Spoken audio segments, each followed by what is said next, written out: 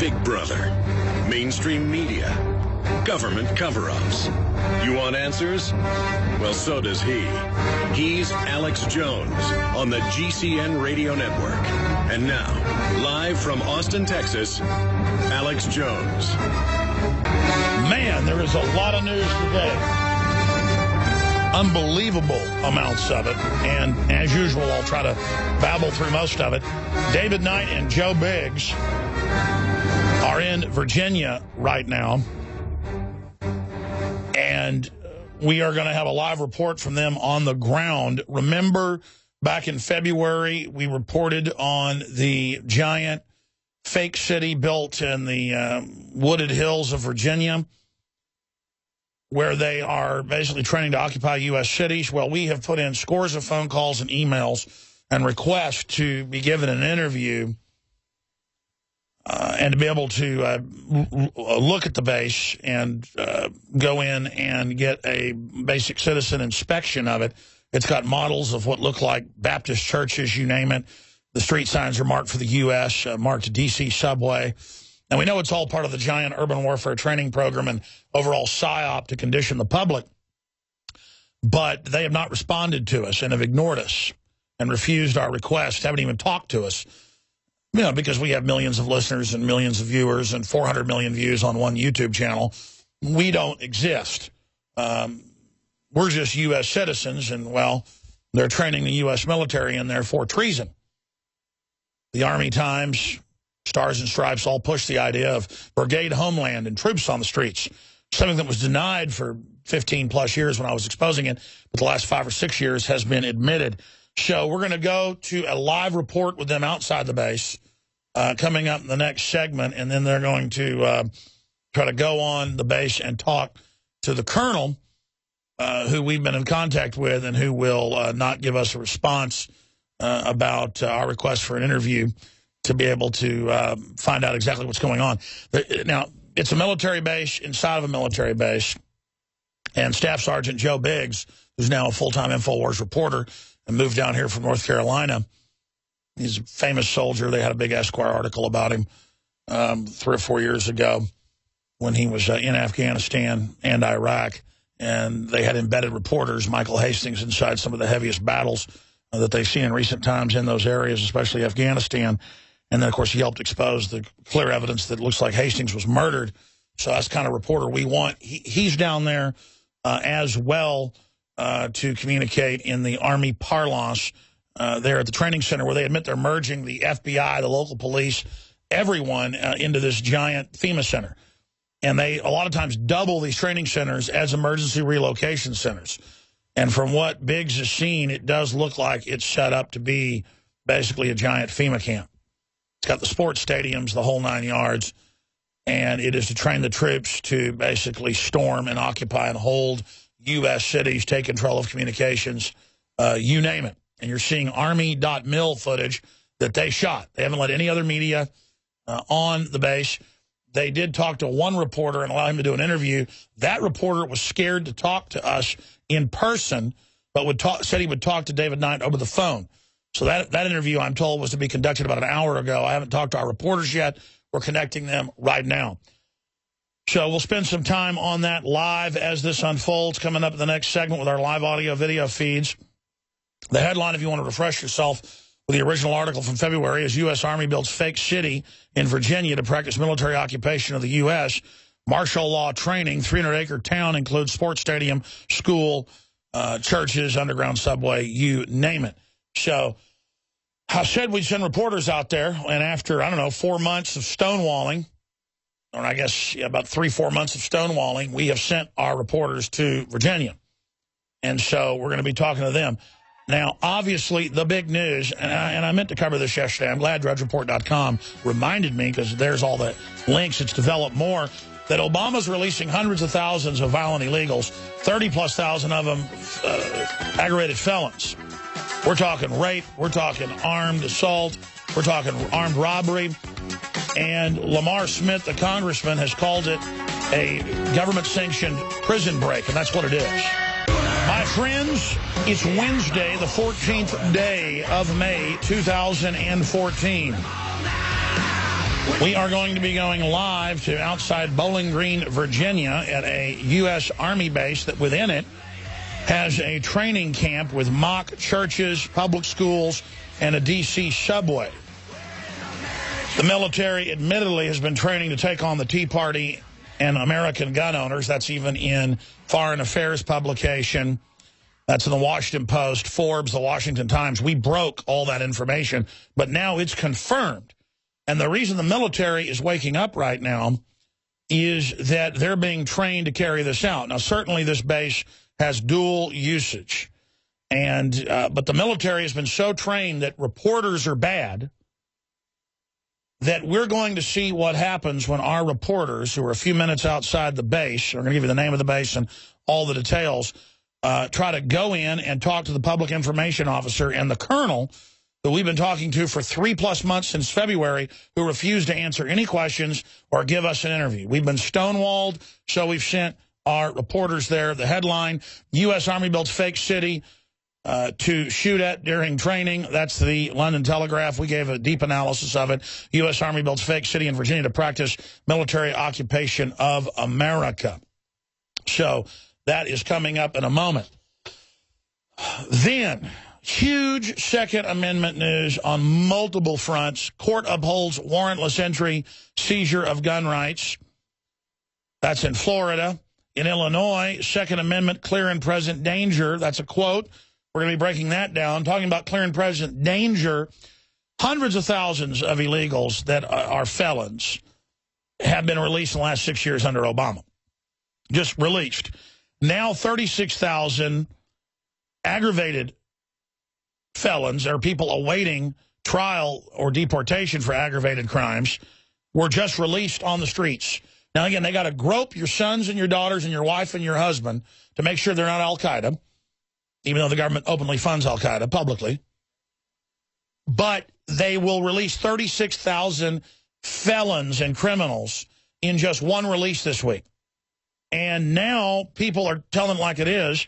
Congressman Lamar Smith of South Texas has come out and said that the release is the equivalent of criminal immigrants, a government-sanctioned prison break.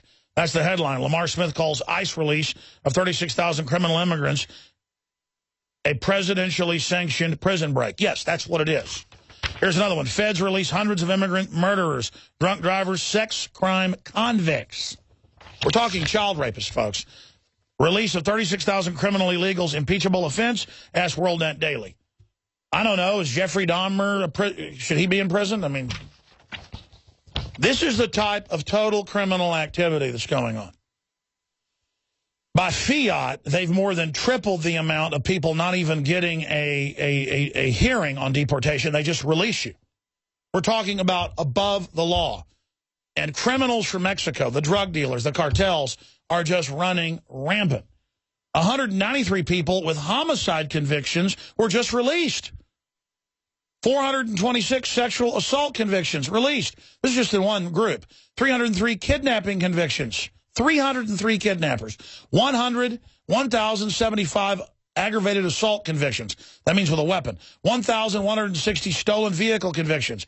9,187 dangerous drug convictions. 16,070 drunk or drug driving convictions. 303 flight escape convictions.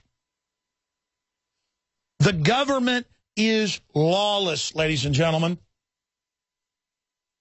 Meanwhile, the military, the Army, the Marines, they're not training to take on criminals overflowing our borders, which is constitutional. The military could be there. No. They're there trying to interdict drugs and things that aren't, being laundered to the right banks. They're busy in the Army Times, in Stars and Stripes. This is all public under Northcom, training to take on returning veterans, number one, gun owners, libertarians, constitutionalists, and even mainline conservatives and Christians. Remember, even Fox News a few months ago had the headline, Army soldiers told at Fort Hood they can't be part of evangelical church or the Tea Party. They may be court-martialed. That's like saying you'll be court-martialed if we find out you're part of the PTA or something. You're part of a Rotary Club. Does Army consider Christian Tea Party a terror threat? Fox News. Then you read the article. It says you will be court-martialed. Folks, this is the chilling effect where they are indicting and going after pro-life groups. They are arresting filmmakers. They are arresting governors for crooked toenails that are Republicans. The Democrats are involved in a takeover right now.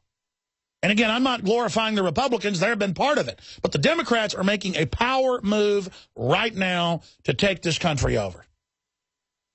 And once they've done that, they're going to screw the average Democratic voter as well. Look what Obamacare does. And I'm not saying the Republicans are going to save us either, but the Republican and Democratic leadership are all targeting. They're all targeting any opposition to this globalist takeover. And the Republican leadership is going after the Tea Party as well. I know I harp on that. So that's all coming up today as well. Huge Russia news, huge NSA news. I'm going to cover it all. Huge fear-mongering that if we don't pay carbon taxes in 500 days, the Earth's dead. That's French main minister saying that. I mean, it's just CNN says, NASA says that the Antarctic's going to melt. We're going to flood. It's all lies. Paul Watson has an article on Infowars.com and PrisonPlanet.com about that. Russian foreign minister demands to know what's going on with mercenaries in Ukraine. The Russians are kicking the U.S. off the International Space Station. Huge news. I mean, it is just so amazing, all the stuff that's happening. Russia moves to de-dollarize all their petro sales. That's a big deal. But the globalists don't care if it runs America or Russia in the ground. They're making money from both ends. Now, we take you to rural Virginia, outside Bowling Green, Virginia, where there is a major U.S. Army base, and within that base, there is another 300-acre base with a mock U.S. city. And every time we've tried to go, even at the G20, to a U.S. military base, that time a National Guard armory, we'd called ahead. They told us the name of the public information officer. We showed up, camera rolling, and they said, you've got bombs and are here to blow the base up. Everybody heard that, saw that video. And then they had the police come after our guys, and our guys laughed at the police. I got the cops on air on the radio. That's on YouTube now, saved from 4 years ago. Rob Dew was there. And they then backed off when I laughed at the cop. And I said, so I'm supposed to, like, believe this mind control now that we're terrorists, and then we all act scared, and then you actually try to set somebody up. I said, you're setting people up, and you're engaged in criminal actions. And he said, look, we're dropping the whole thing. Have a nice day. I mean, it was just all this mind game. So we're going to see if American reporters for a major independent news organization with 3 million radio listeners a day, over 1 million people that watch us one way or another via video every day. That's a very conservative number. Like 9 million viewers a week on our YouTube channel now. We're sending our reporters there, Staff Sergeant Joe Biggs, highly decorated Army soldier from Iraq and Afghanistan, and engineer and reporter right there, David Knight. We're going to skip this network break. This is so important. Guys, you're only a few minutes away from this. Tell us where you are, the name of the base for folks, where it's located, and why we're here. Because they're there training openly to take on the American people. We have to draw attention to this. They want to hide it in plain view. A giant threat fusion center with the FBI, the local police. They're building these all over. This is a federal takeover command base, in my view. Probably a FEMA camp. We'll get Biggs' take on the fences within the fences, the concertina wire. But, gentlemen, tell folks what's going on. Well, Alex, we're right here at the base. We stopped at the guard shack. They have an entry point within the fort, AP Hill. There's a separate area here for the asymmetric warfare group. We stopped there and we showed them the request that we had sent multiple times to talk to the lady who shot the video. They have now they're going to let us drive through the area. So if you want us to take video, we can show you what we're seeing right now as we're driving through. Oh, good. So they did the smart thing and are going to let you now do an inspection instead of doing what the Army did last time, claiming we wanted to blow the base up. Well, I asked the lady, I was like, since I'm a retired Army, I should have access to all this stuff. And she, after I gave her my ID and all that, she just they opened the gates and said we could go through. So okay, good. Well, before they throw you out then, I want you to get HD shots of the church, the U.S. signs, the subway stuff, and then go find that colonel or whoever their public information person is and see if you can get a tour then. Okay. Well, we're going through right now. They're letting us go in, take a look at the place, and it's not looking like it's very well focused here on the camera. But that's right. If you just touch the screen, it'll focus for you. Yep, it's not doing that. Or we can reconnect it. It's fine. But again, we've got the crew. It's focusing on the windshield. You guys could just get out and get some shots. And the main thing is get HD of this, because I want to do an inspection of that base, and that's good. I know you guys were already there talking to the reporter that did the original report, so I'm sure you already called him. And that's a good thing. I'm glad they didn't freak out like they usually do. But like I said, the military is waking up. But we'll see what happens. We'll see if in a minute the police cars arrive, or folks try to grab your cameras like they did at the NSA when I sent Anthony Gucciardi and Josh Owens up there. But continue to give us your take on this base. Let's get Biggs's take on the base when you guys scouted it out from the outside yesterday. Like I said, we're going to skip this network break. All right. Go ahead. Can you hear me? Yes, I can. The weird thing is I've been in a lot of Army bases, and how they have a fence set up with concertina wire around a piece of property within the base. The only place I've ever seen.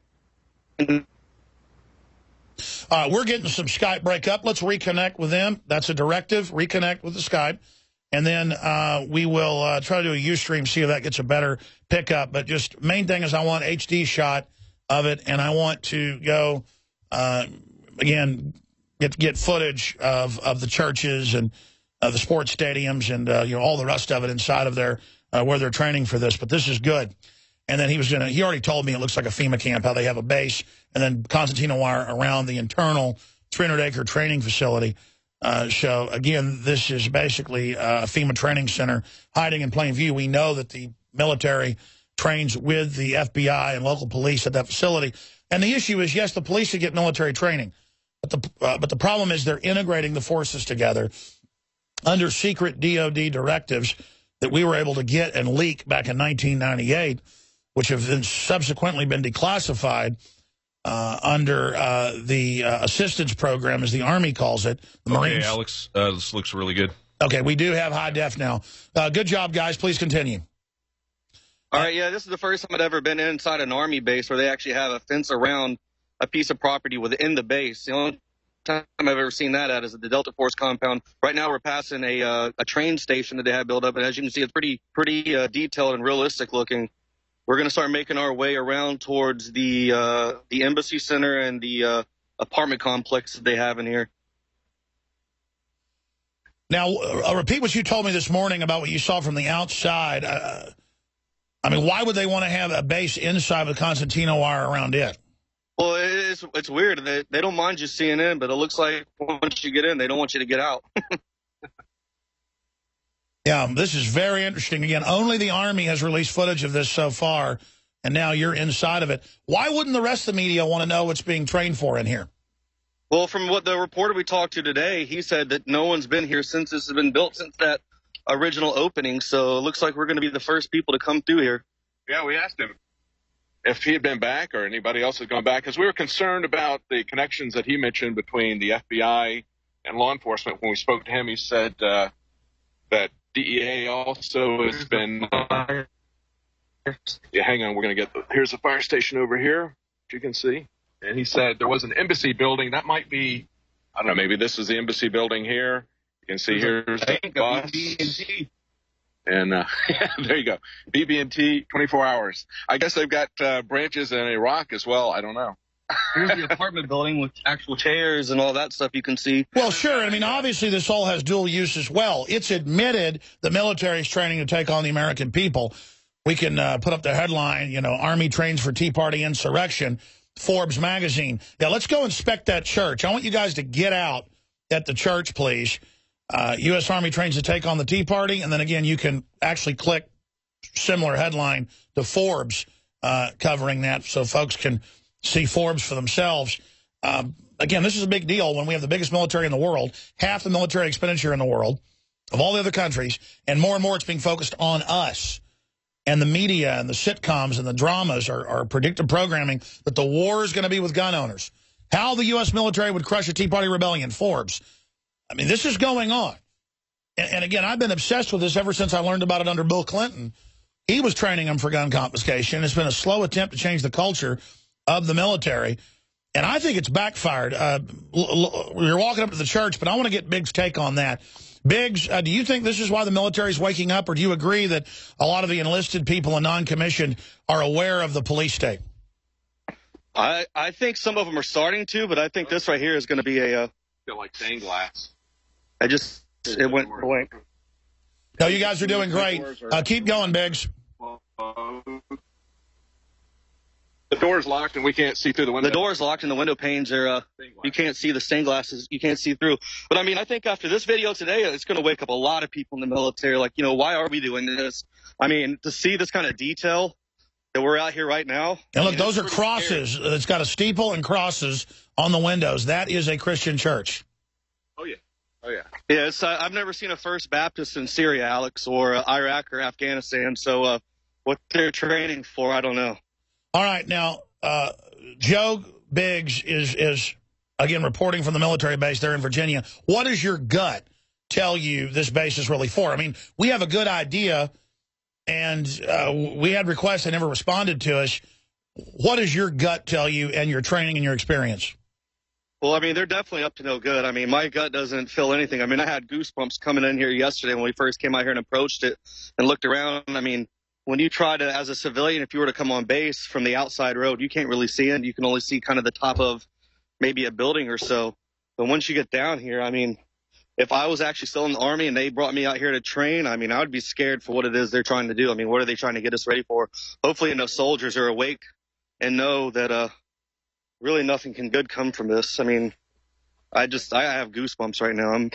Well, they're having all these giant urban warfare training drills in major cities, and they admit it's a psyop to acclimate the general public for war.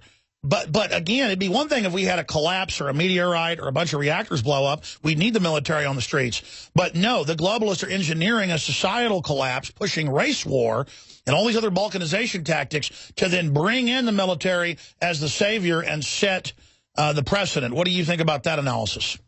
Yeah, I agree with you there, Alex, completely, 110%. Let's get the traffic light over there.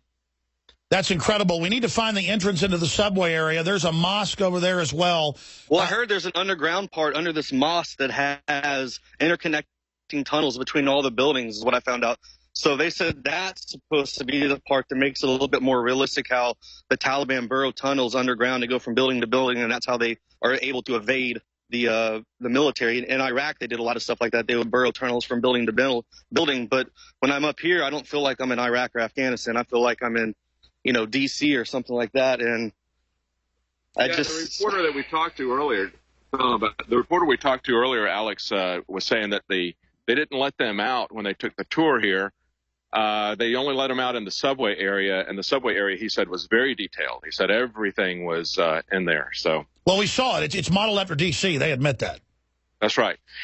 I've watched a lot of videos from the Asymmetric Warfare Group from 2006, and what they're saying is that they're concerned about not Muslims, but about people who have political and economic grievances. That's why they're focused on the Tea Party. They say that in these countries that they've gone to, it isn't the religious extremists. He said they use the religion as a framework, as a foundation for what they want to do, but it's people who feel like they no longer have any self-determination, who feel like they're being dominated, whose freedoms are being taken away, whose dignity is being taken away. That's what they're saying that they're concerned about. So that's why they're conflating the Tea Party with terrorists here in America. That's why they have them in the scenarios, is because they're focused on people that they're removing their dignity, removing their freedom, taking their resources as they've done in other countries. That's what they're planning to do here, but they're kind of doing it in a different order. They're setting up gradually these kind of control points over transportation like you see at the airports, and they're rolling this tyranny out in slow motion. Instead of coming in and destroying the country first, they're putting in all the control grid first. And again, mainstream publications admit this. It's not even being hidden anymore because they have to mainline it before they actually try to roll it out during an economic collapse, a new world war, a SARS outbreak. 22 people have been sent home, fearing they may have SARS. 2 more hospital workers in the U.S. have gotten SARS. I mean, there are real reasons to need the military to be ready to stabilize the country. The problem is they're training to take on the Tea Party and gun owners, and you can see the scripting that we're going to stage terror attacks, and so we are now the new terrorist, and Al-Qaeda is our new friend. This is asinine.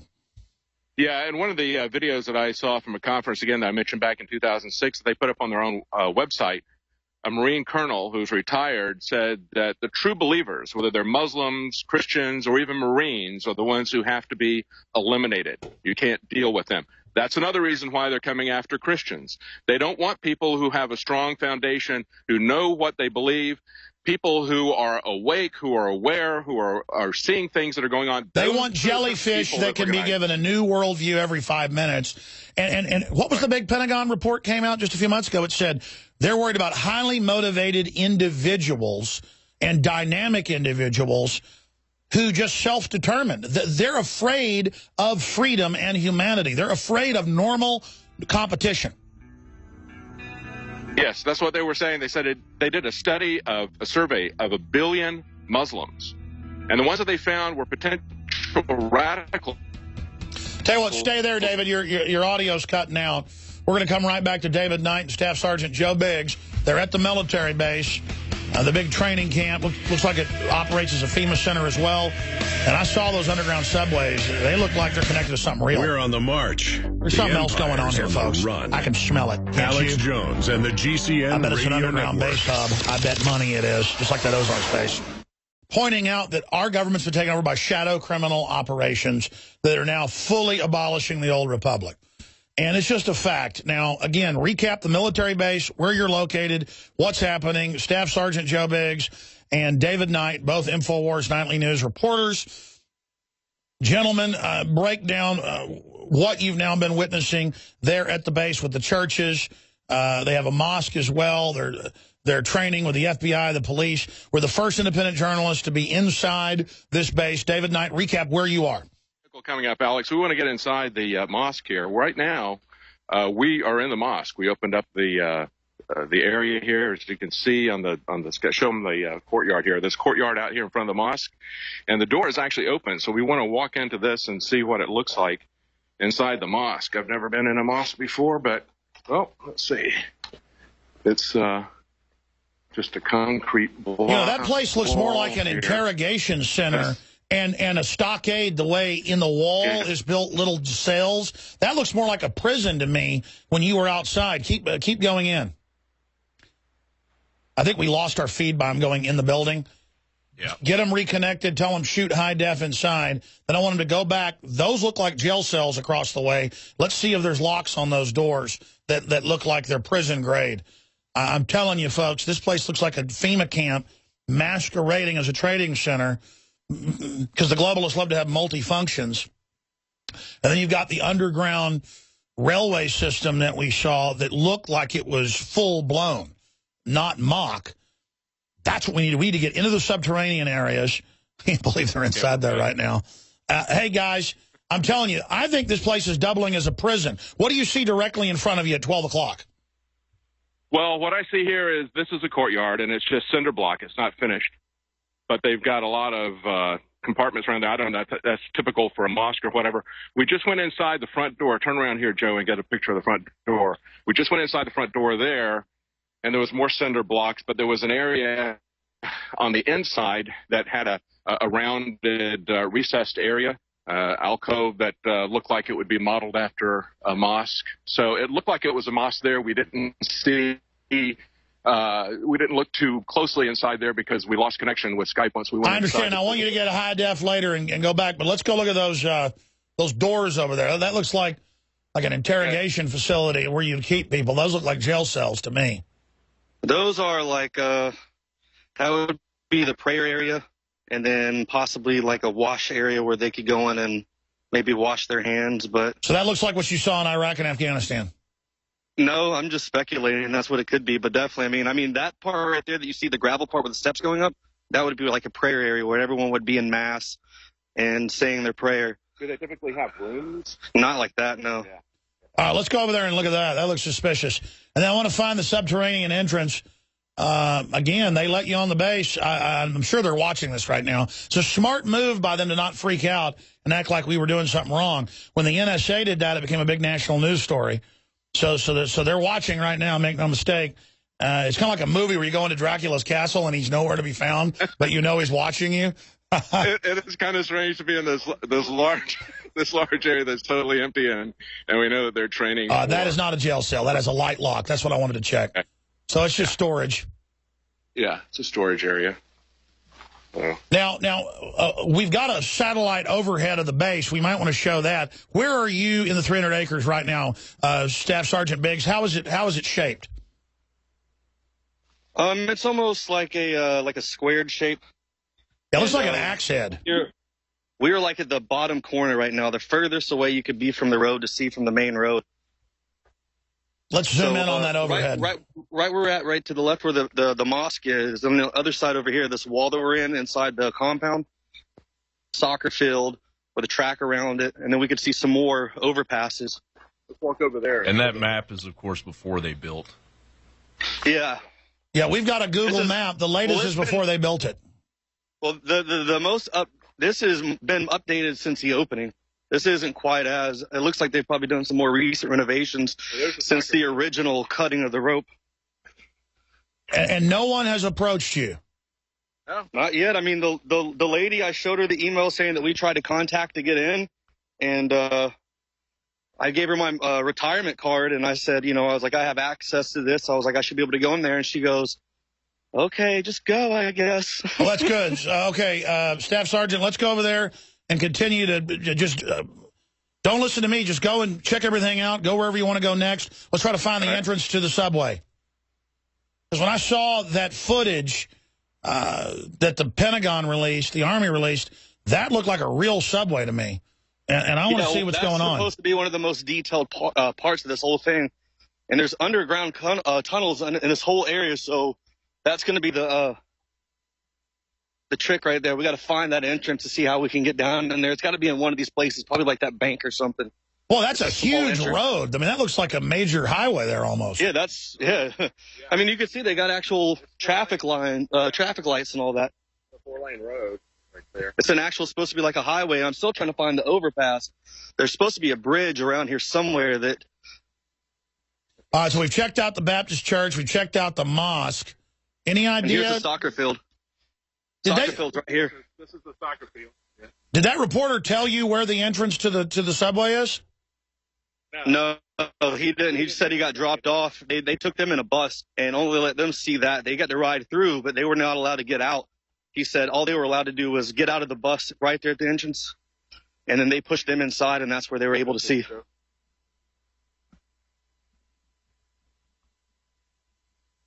And again, you're going up to what looks like a dwelling. What would be a home, or is that a business?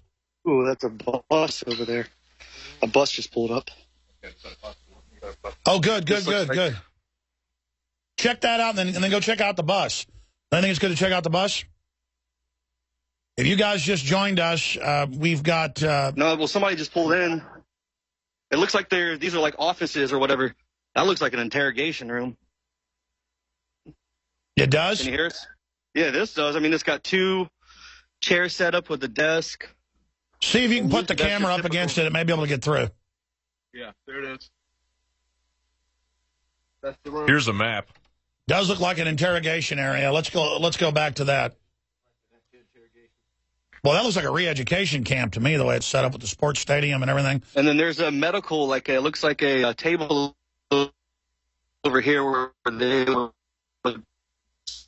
All right. Now, there's a train station. Strap a body down.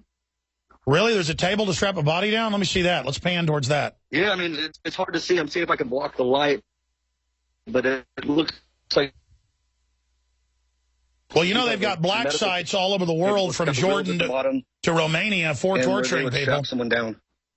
So you've been in Iraq, you've been in Afghanistan, multiple tours. You're saying right now that looks like some type of... interrogation area. Let's go back and get more footage of that. That's a big deal. Okay. Let's try to get some HD of that. Oh, man, I tell you, it's so good to have the resources, to have reporters to be able to send them out and do this. So you guys were over by the mosque and the church. So I guess you're in the UKN building? You're in the UKN building, I guess, that's right by the mosque. Yeah. Then I want you to go check out the school and then loop back around to the metro. Can you see the table now? Now, guys, go back to the shot of them. Yes, I see it. It looks like a medical exam table. Actually, it looks like a torture table. Okay. Go back to that. Is incredible. Are you getting HD of this? Yeah, that's what it looks like to me. Amazing. Oh, my God. All right, I'm telling you, folks, this place is creepy. Why do you think they haven't come up to you yet? All right, feed cut. Call them back, guys. We just have to keep resetting the feed. Great job with the crew on the ground and here. Again, if you just joined us, they're outside Bowling Green, Virginia, at a U.S. military base that no one's been allowed into. And we just drove right in and are now getting the story. That's how Bohemian Grove was. That's how everything is. People can't believe we ever do this stuff. It's not that big of a deal. You just go do it. But you have to actually go do it. Just like the Bundy Ranch or any of these situations. And Obama knows that. He's just legalizing the felons and the illegal aliens and the murderers. He's just turning off your power plants. Well, we're just marching in and getting footage. I mean, it's what it comes down to is that all that evil men in tyranny to flourish is that good men and women do nothing. I've got so much news we're going to get to after we cover this live, but I'm not just going to, have some spooky, weird FEMA camp thing with churches and a model of D.C. and not send reporters to that. And so they're there. Staff Sergeant Joe Biggs and David Knight are both on the ground. Okay, gentlemen, continue since your feed cut. Are there any other windows to look into in that building? Yeah, there's one more window. Do you guys have the map of the facility? Yeah, I've got one on my phone somewhere. Because it looks like if you turn around towards the gate and go out the gate and take a left and then go on straight back towards the soccer field, back around to the right, at the right-hand side of the soccer field is... underground. Pardon me? What is that about underground? They're frozen. Looks like a hatch or something inside there. Folks, I'm not sure exactly what's going on at this base, but I guarantee it's CIA. And, of course, the FBI is involved. That's been confirmed. So this is probably a black site. Okay, they're back. And they literally just wandered in there. Look at this. It's an underground hatch. That's what I thought you said. Yep. This door is locked, though. We can't go in. Now, they're going to say that's for training, but it's perfect to hide clandestine torture center there. They've got torture centers all over the world. Well, that's like a sweat box, a spot they just put you and make you suffer for a while. Really? Yeah. If you don't cooperate, they'll put you down in that box. Were you ever a witness to any of that when you were in the Army?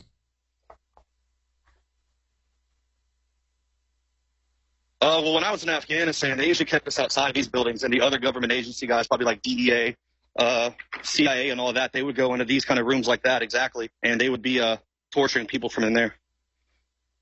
In fact, you told me privately. Can I say what you told me privately, or is that about? Yeah, you can tell. That's fine. About how you deliver people to them? Yeah, they would have us go grab people, and then we would actually escort them in there. And then once we got there, the agents, whoever they were, usually they had thick beards, and we couldn't ever take pictures of their face, but they would go in and then torture whoever it was, and we could just hear screams coming from that building, and I still hear those screams at night. It's a horrible scream to hear a grown person like that being tortured. That's pretty serious stuff. But, of course, only the bad guys torture, right, folks? Wow, well, you've seen this facility, and it sounds like you're saying this looks like a torture center to you? That does right here. This part we're in right now does, yes. And on the map, they call it, we put the overhead back up of the official map that the Army put out. They have an acronym for that. They call it the UKN. What does that sound like? Unified? What does UKN sound like, Biggs? I've never heard that term. But to me, it looks like, well, probably what the UN's going to do to people eventually. Torture them and try to take over the world. All right, which direction you want to go? You want to go check out the embassy and then go around by the soccer field and try to find an entrance to the subways?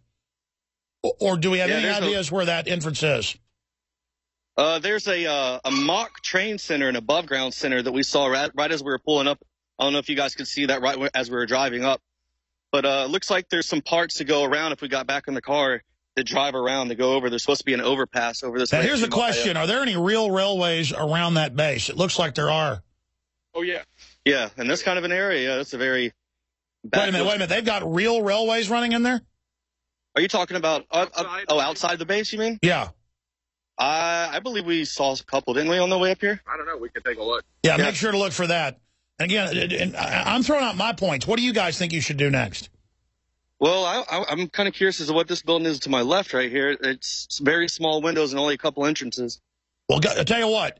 We're walking over to it. We're going to go to break. Keep going out on the Ustream to back you up in case they show up. That looks like a jail. All right, we're going to go to break and come back with the live feed from Virginia. And again, give folks the designation of the base again. Biggs? Yes, it's right around Bowling Green, Virginia. It's called Fort Brady. Fort Brady, yeah. Hill. All right, we're going to come Fort AP Hill. Fort AP Hill. Fort AP Hill. We'll be right back. Look, the globalists want to build this police state, infraguard, clergy response team, secret police, Obama globalist army whose main enemy is the American people in silence. They want to just build it with no debate, deny it's there. The Emergency Centers Establishment Act, the civilian inmate labor camp program, all of this is real and public now. They just don't give you the details and the specifics of each facility. And I knew this one was special, so the guys have confidently wandered right in, and we may have snuck underneath the giant's nose. My gut tells me they're watching the live feed, obviously, right now. As even admitted, the White House tunes into the show. Foreign governments do. And they're leaving you alone because they realize making a scene and arresting you and making stuff up will only draw attention to the facility. So they are making the right move in their PSYOP. That's what the Deputy Secretary of the Defense said a few months ago. They said, we've got to stop lying and be more, oh my gosh, there's the entrance, it looks like, to the underground facility. Okay, let's go to Biggs right now. Biggs, go ahead. All right, we're just walked over the overpass. As you can see, there's a train track right here, and it's starting to lead into an underground area. So we're going to try to approach this and see what we can see from there. Yeah, that looks... well, I don't really know how to describe it until we know exactly what's going on. It's very dark, and it goes deep down in here, so we're going to walk under here real quick and see what we can... If we're far in, we'll probably lose our feet. But we'll try. This looks like the beginning of a zombie movie.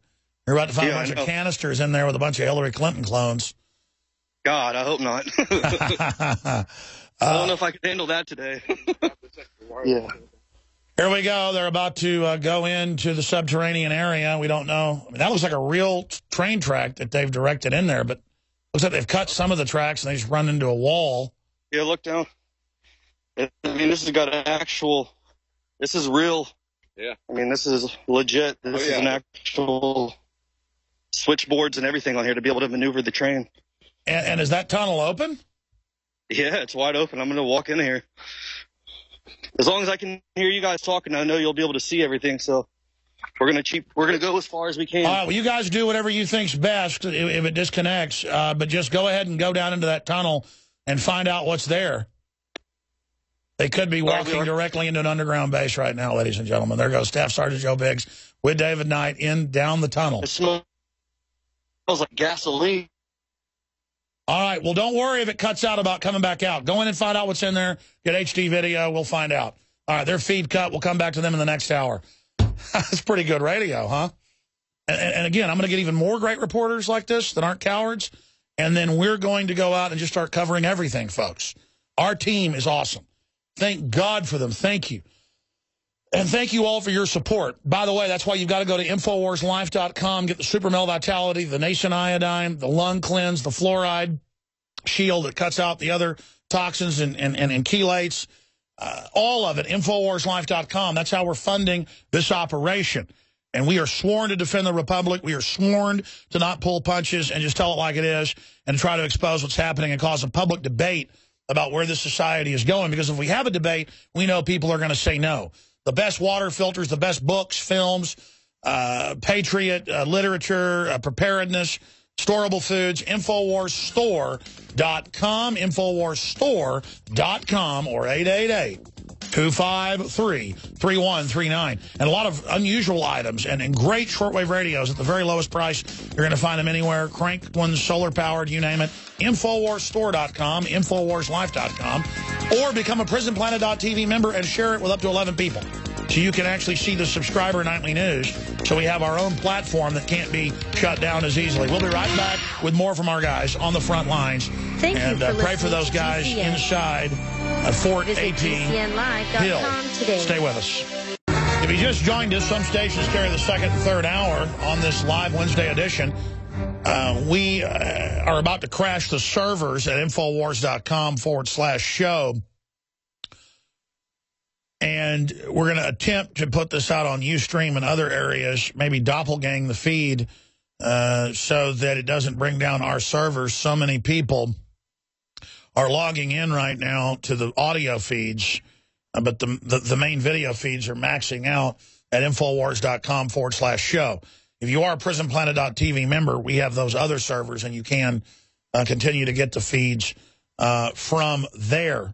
But Fort AP Hill outside Bowling Green, Virginia. You can pull up the articles from February. U.S. Army builds fake city in Virginia to practice military occupation, martial law training. 300-acre town includes sports stadium, school, underground subway. And our guys, Staff Sergeant Joe Biggs and David Knight, just marched into an underground tunnel. And obviously their internet feed cut out. So they are out of video, audio, contact going into the underground base. And so many times, like Bohemian Grove, Skull and Bones, that have been infiltrated by myself and others. In the case of Bohemian Grove, and military operations I would cover, Delta Force operations, you name it. It's in my police state films. People could not believe it, like the military could not believe that I went and got footage of Delta Force in South Texas and that I had the tips to get it. And then one time they had guys with guns put the guns to our chest and take our footage away. But that was back when the system could get away with all this. They know now that blows up in their face. Plus, the military understands that this is treason that's going on. I think that's a big part of why we're being left alone right now, because they don't want to have a scene. They will not respond to us about the base. They will not talk to us. We've called the base commander or colonel.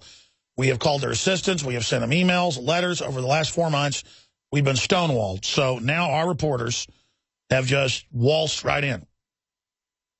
And that's what again, people don't get it. People think when I stuck into Bohemian Grove, that must have been fake because CBS reporters, Vanity Fair reporters, I mean, it's got to be more than 20 reporters have been arrested. Well, yeah, they go in and start asking people questions with a pad and paper. I snuck in and then hid in the woods till night came and filmed the ritual. That is the only reason I got in and was successful with Mike Hansen. And once I got in, I got on the payphone. They have payphones there, not cell phones in this gorge. And I called John Ronson and I said, come on in, this is how you do it. And then he swore me to secrecy that he'd ever been in there because he didn't want to get sued when he put out his TV show about it. And then later he went, oh, I was in there too with Alex Jones. People were like, Alex, why didn't you say that? Well, that's part of being a reporter, is that you have sources. And we had an insider inside the Grove that gave us code words. And again, I can talk about that 14 years later. That was in July of 2000. Hail, fellowship's eternal flame. Once again, midsummer sets us free.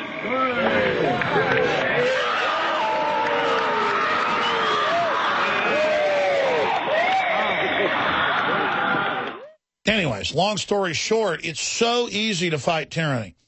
What do you think is going to happen? There's a real civil war. People don't buy the propaganda that, you know, John Wayne's a terrorist and Ron Paul's a terrorist and all, you know, Alex Jones is a terrorist and David Knight's a terrorist and anybody that wants guns is a terrorist. Anybody that's libertarian's a terrorist. It's not going to fly, folks. And people will be looking for targets of opportunity in a physical war. The globalists will be hiding in armored bases, trying to send out helicopter groups to go grab people in the night to kill the leadership of the resistance. There is no leadership. We're headless. We literally love freedom, and we're not going to go along with tyranny. And we counter your legions tenfold 10. Literally. We'll be right back to see if our crew's out of the tunnel. Our reporters, David Knight and Staff Sergeant Joe Biggs, are outside Bowling Green, Virginia at AP Hill, Fort AP Hill, which is a 300-acre facility with razor wire around it. inside of another facility. Sergeant Biggs says he's not seen except in prison-type facilities and bases in Afghanistan and Iraq he saw, where he personally brought scores of people to be tortured. And anybody that doubts Joe Biggs' credentials, he's had major Esquire pieces done on him with embedded reporters, some of the heaviest fighting in Afghanistan and Iraq as well, in a piece worked on for over a year with the late Michael Hastings of Rolling Stone, before that Vanity Fair. And he's a very credible witness, and he's saying it looked like a torture facility to him. They've now come out of the tunnel where we lost video, audio feeds. What did you find down the railway tunnel, Staff Sergeant Joe Biggs? It's a pretty in-depth subway station. As you can tell, a little winded. We had to do some climbing to get in through there. It smells like pure gasoline, but we got onto the subway car itself, and you could see the map, and it is actually Washington, D.C. I mean, it is in-depth. It's pretty crazy, the amount of money you can tell they spent on this, and they definitely put it to use. But right over here, though, what I noticed before we were walking down here, there's some helicopter landing zones, so they have LZ pads set up, too, as well. Now, again, you were just here calmly talking with you, a witness to torture in Afghanistan and Iraq, and then now we're just here, and you're saying, yeah, looks like an interrogation area, looks like a torture box. Explain to people, from your expert view, what this place looks like. It definitely doesn't look too good for America. I mean, you can see Homeland Security is buying this 2 billion rounds. I mean, they definitely have a reason to use those, and buying up all those extra rounds and destroying them, that's shady. I mean, seeing a place like this, I mean, it just gives me the worst gut feeling in the world. I don't think anything good can come from this, no matter how they word this and say that they're doing joint operations with whoever to help them out. It just doesn't look and feel right at all. And the one building over there, though, I mean, to the T, looks like an interrogation room that we had helped build in Afghanistan, where we would bring in, you know, crop owners, people who had opium fields, things like that, and these guys would talk to them. And I guess that's where they would try to find out whether or not they're going to cooperate with the U.S. government and or not, and then we would go destroy those opium fields. So if they didn't play ball, the fields were destroyed. What happened if they played ball? Then those fields would be watched from time to time to make sure that no one else did destroy them. Whoever that farmer's competition may be, whether it be Taliban or other farmers who are trying to sell and make that money over here in the U.S. So government helping produce the opium, government torturing. Just because it's such an important topic, now we brought it out, since you're talking about it on air, describe the type of people you'd bring to the facilities that you're saying this looks like for torture, in your words, earlier, last hour. I mean, a lot of the times they look like regular farmers, you know. I mean, sometimes I was kind of questioning why it is we'd be grabbing these guys. Avno definitely didn't look like bad Taliban people, but these guys pretty positive that they were evil bad people. We just lost his feed. I think the mic got unplugged for you guys, so we're going to check that mic feed. I want you to recap what you just said, and then I want to continue on and check out some of the other buildings. And then I'm going to let you guys go, but with the feed still going, in case something happens, we'll have the feed. It just won't be on air. And I want to get high def of everything you can. And then I want to try to go out to the main base that base is inside of. And we'll first get your raw footage out of there and hide it someplace. And then and get lunch or something. And then I want you to go back to the military base and actually talk to the people that are there at the base watching us right now. So I guess in a couple hours they should know you're going to be coming there. Does that sound like a good plan, guys? Okay, we're fixing their audio feed. I could tell what it was, guys. The external mic plug must have come out, and then we went to just the general mic on the phone. So that's what happened there. So we're going to get the technology back up and working. Best stuff out there is just off the shelf, and then to be able to bring you this information. First time we did live feeds with a laptop was back in 1988. No, we did before that in New York, but at the DNC, and we're really able to get a lot of information that way when stuff was happening. In fact, that video saved me when they said that I was saying kill Michelle Malkin. And it was people that were with her crouching down behind me screaming it. And then they had national news saying I had said kill a woman. In 1 hour, it was all over national television. And that was an attempt to destroy me. But because we had that feed archived, we had them doing it from behind, showing it. And that's how the system works, folks. So just remember, they can pull any type of hoax at any time. Were we able to get reconnected with those guys? Not yet. All right. Well, we can go to phone, too, or we don't need that good on audio. We can go off the actual internal microphone if you want. Were we able to get them the message that it was a yes, we did. Mic issue? Yeah. They're checking the mic on the... All right, whatever. Thanks. Doesn't matter. I've run off with a couple of the company phones using them for stuff. I need to bring those back so they have backup. I know they have 2 phones, but that's not enough. All right, continuing here, ladies and gentlemen, there's a lot of other news we haven't gotten to yet, but this is the type of on-the-ground reporting that we bring you. And this is just amazing news that is unfolding right now, because Biggs has told me privately about stuff. Lots of us come out in the news about all the people they would go grab and take them to be tortured, and the screaming and the rest of it, and the bloody rags that would come out when they were done with them. Sometimes they were just put on helicopters and disappeared.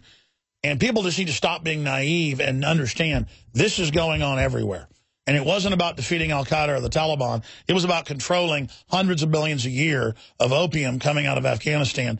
And it was producing about 7% of world supply in 2001. It's now producing 93%, according to Interpol, of world opium that's turned into heroin. And the heroin is just everywhere now in the streets, all over the place. I go on the hike and bike trail, never saw this before. There's just needles all over the place. People are just on heroin all over the place. And because it's so cheap, it's just pouring out on the streets. And just like Vietnam, you know who's bringing it in. The big banks using the military, compartmentalized, to guard the opium fields or burn the ones that, they don't control. And it's pretty outrageous to see all this unfolding and to see all of this going on in this country. Now, while we're figuring out what's going on with that, guys, just give me a status update. Status update. We're just come on the mic. We're getting them on the phone. You're on air right now, right? Yeah. Good. Yep, they're coming on the air here in a second. We'll get them on the phone. Here we go. Okay, great. So we do have them. Yep. Okay, guys, I'm sorry, Biggs, finish up your point about taking people to be tortured in Afghanistan, and then what years that was going on, and then continue to give us your take on what you're seeing at this AP Hill facility in Virginia, and I want to get David Knight's breakdown. Yeah, what I was talking about with that is we would have these agency representatives, whoever they were, agents, and they typically don't look like your normal soldier, the big, long, dark beard, hat down, the hat brim down to the bridge of their nose. You can't see their face that well, and they would come out on missions, and we were asked, we were told not to ask any questions. They had a specific mission aside from what it was that we were doing. And what they would do is, I guess during that time when we were out doing our magic trick, with the hands clapping up here, and there's something going on under the table. We're giving out free food to the locals, and these guys are out picking out their next, mark. And then we would take the guy, ask us to bring him in, and we take him into this makeshift facility. It looked a lot like what we just looked at in there, with tables and chairs like that. And we would stand outside guard, and you would hear screaming. All right, give us your take, and we've got video established, so we'll show some video shots, but have audio on the phone. Again, you said you saw what looked like a medical table in an interrogation area with a sensory deprivation or sweat box?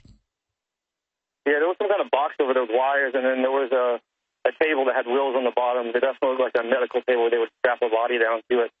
And then there was 2 chairs facing the table.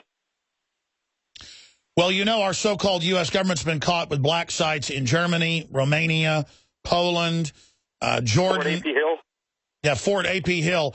Obviously it's got multi-uses, but down the road, I'm told they already have the FBI and others there. This looks like a big threat fusion center to me. Roger that. It definitely does. Right now, I'm getting ready to walk over to, I found a landing zone for a helicopter, so I'm looking around right there. It's where the main 4-lane interstate mock area comes to an end, and there's a helicopter landing zone that says Helo Pad 306, and it's right at the edge of the soccer field. Be sure and get footage of the concertina wire, because we're showing photos in Poland of a real CIA torture base, and it looks just like the internal base that you're on, similar to Camp X-Ray that is within the larger Guantanamo Bay facility. Yeah, you can see the sea wire that kind of goes around on the edge of the soccer field. I mean, it doesn't look like a place where I'd want to play soccer at, Alex. A big fence with concertina wire. That doesn't look like a happy place to go all around. Well, let's get HD footage of the concertina wire and continue to go through the area. I'm going to get some comments from David Knight in the next segment, but you guys just get all the HD you can. And then just for your own safety, let's get that video reestablished with the internal audio. That's all we have now.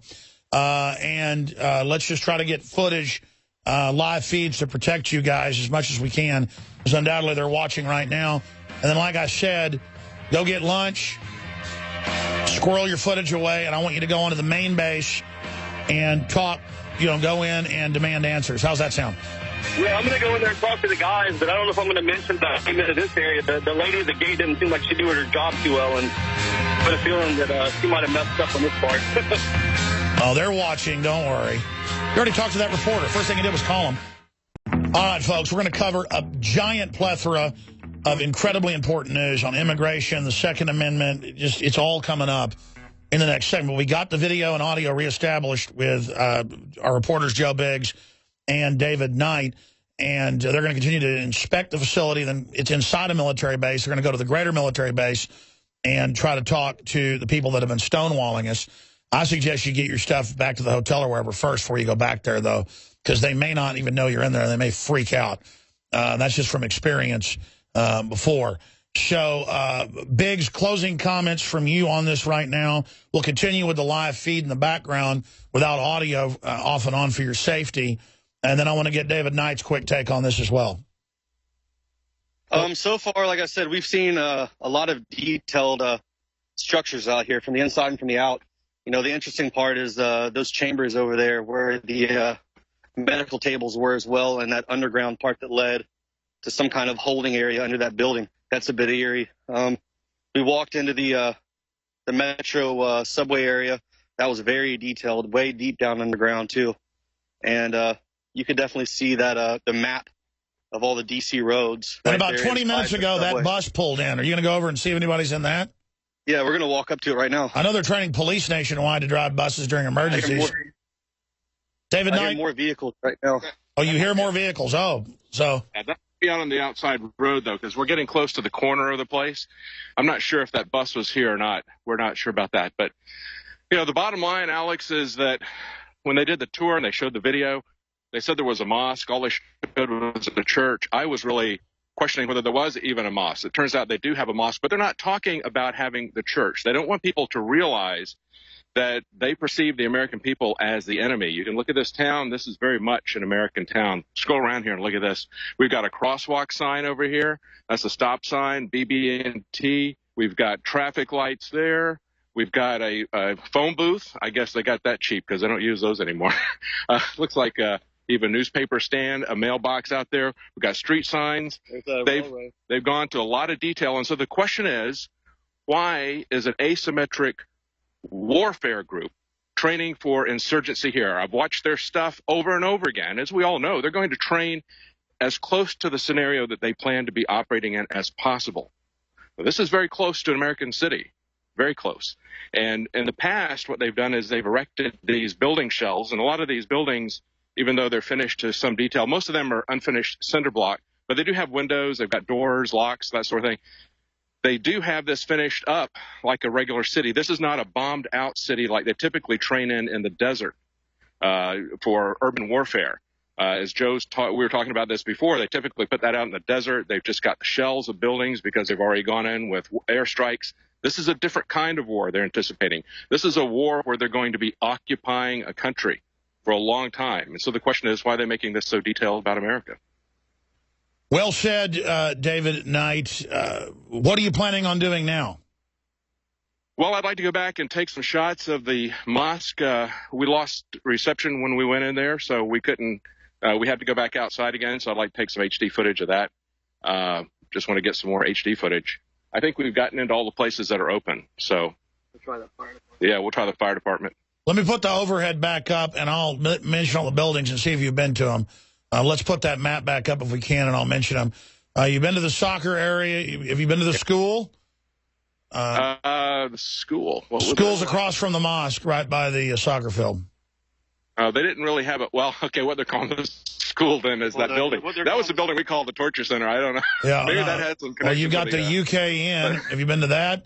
You've got the church. You've been there. There's another UKN. Well, there is a cinder block building that we couldn't get into that's next to the soccer. That is a couple of stories high. We did not go into that one. That's probably what they're talking about, the school.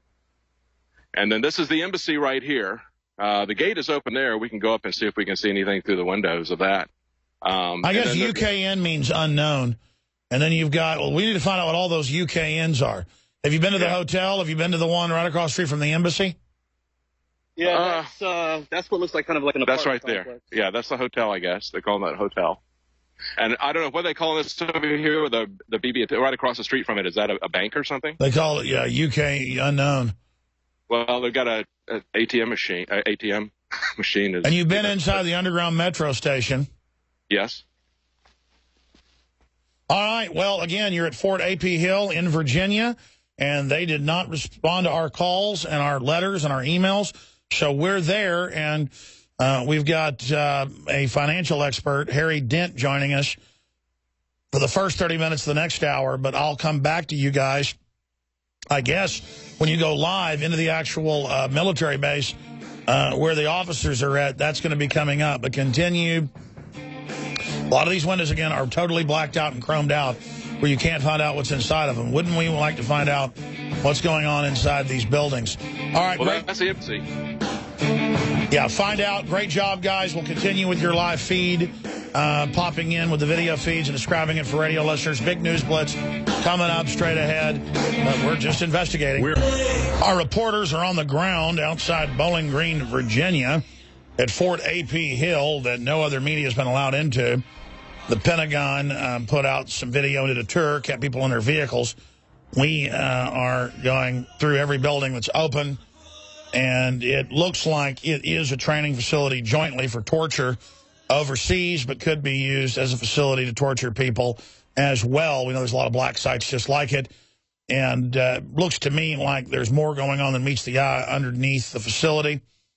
Virginia is just riddled with underground railways and other systems. That's on record. The Briar Green Hotel is very famous in Virginia. About 3 miles from where I sit out by the airport, they've got the Hilton. That's a round hotel. It's the former SAC command base for this sector, about a third of the country. And it's got an underground base under it and railways out to Fort Hood and the nuclear weapon bunkers under it. And I know that because I had family that lived here during the 50s and 60s, and it was a SAC base officially. And I've talked to the military. There's a military base out there right now, National Guard, but it's more than that. And they're like, yeah, you know about that? We're not supposed to talk about it. There's all these snorkels sticking up on the side of the road to bring air down into the underground bases.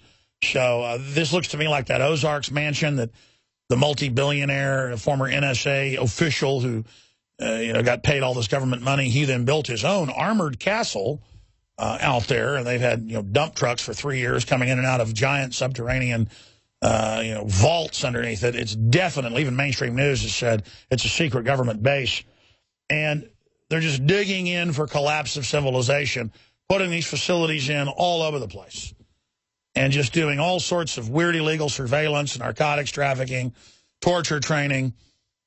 It really is a nightmare scenario. I mean, Biggs, talking about delivering people for torture, farmers and people. That's just standard procedure for folks that were in the Army. And almost all the rest of my family that's been in the Army, going back to the 50s and 60s and 70s and 80s and 90s, just goes, oh, yeah. Oh, sure, torture, narcotics trafficking, murder in the U.S. I mean, it's just the public is so naive about what really goes on. And meanwhile, they'll throw you in jail claiming you didn't pay your income tax. But Obama can make all his friends basically tax exempt and outside of Obamacare. Now, again, we're still showing feeds. That's good. We'll be archiving that and having more on the nightly news tonight. We'll go back to them as things unfold. But it's kind of ghostly to have our reporters up there at Fort A.P. Hill, and there are hundreds of thousands of people watching this on different video streams, millions of people on the radio hearing it described. It'll be archived tonight. We'll put it out to YouTube for everybody. It's just incredible. And before I get into all the news, I hope listeners realize I'm not complaining. It's very animating. It's very exciting to do what I do. It's also very exhausting to know we're right and to know the big picture and to just sit here and watch it in slow motion, the tyranny unfold. But we're so blessed to be here and be able to run this operation. It is you out there that are members of InfoWarsNews.com or PrisonPlanet.tv, the nightly news subscription system, the HD uploads, the high-quality commercial-free audio and video podcast, all of my films, the books. I mean, there's like 19 years of material. The site's been around, I don't know, more than 12 years. PrisonPlanet.tv is now a first-rate site. It's been a little clunky over the years, but it's gotten better and better. And we're going to be launching the next few days what I believe is the first version of the new redesign. If it works well, InfoWars will be updated to have a new, better look. I know folks have wanted that. I've wanted that as well. It's still a great site. It would look wonderful 8 years ago when Kurt Nimmo redesigned it. He's been helping with the new redesign. And again, we're going to do it in phases because folks don't like it changing. This will be the first phase of change. And a few months from now, we'll change a little bit more, a little bit more. But the point is, it's kind of like eBay. People like the yellow color of eBay. When they went to white, people got mad. They lost like a third of their traffic. So they slowly, over a year, changed it from yellow down to white and changed the format. So we're just tweaking it, what works best, but we're going to do that. And then with the rest of the sites, I'll launch a bunch of new stuff. But that's exciting to have that done, hopefully done in the next few days. You'll see that roll out and happen. Again, I got a bunch of news I want to cover. It's so imperative that, A, you become a PrisonPlanet.tv member for 15 cents a day, $5.95 a month. Get a yearly membership. You get the equivalent of 3 months free, so it's even lower price. And each membership, each username and passcode, create an original username and passcode that isn't connected to anything else you've got, and then you can share it with friends and family. 11 people can log into your account simultaneously, 7 o'clock every night for the nightly news. Special live reports, you name it, on the road, PrisonPlanet.tv. So please become a member today, A. But B, if you are a member, stop procrastinating, folks. Come on. Share the membership with friends and family. And I know you're not procrastinating. We're seeing massive bandwidth spikes, huge amounts of people using it, and huge amounts of people signing up and becoming subscribers. So I want to thank you, those of you that have become subscribers to PrisonPlanet.tv. Our YouTube channel follows the most standard rules of all of the systems. You look at the Young Turks and folks, they can show whatever they want, fair use, and don't get a problem. We show anything.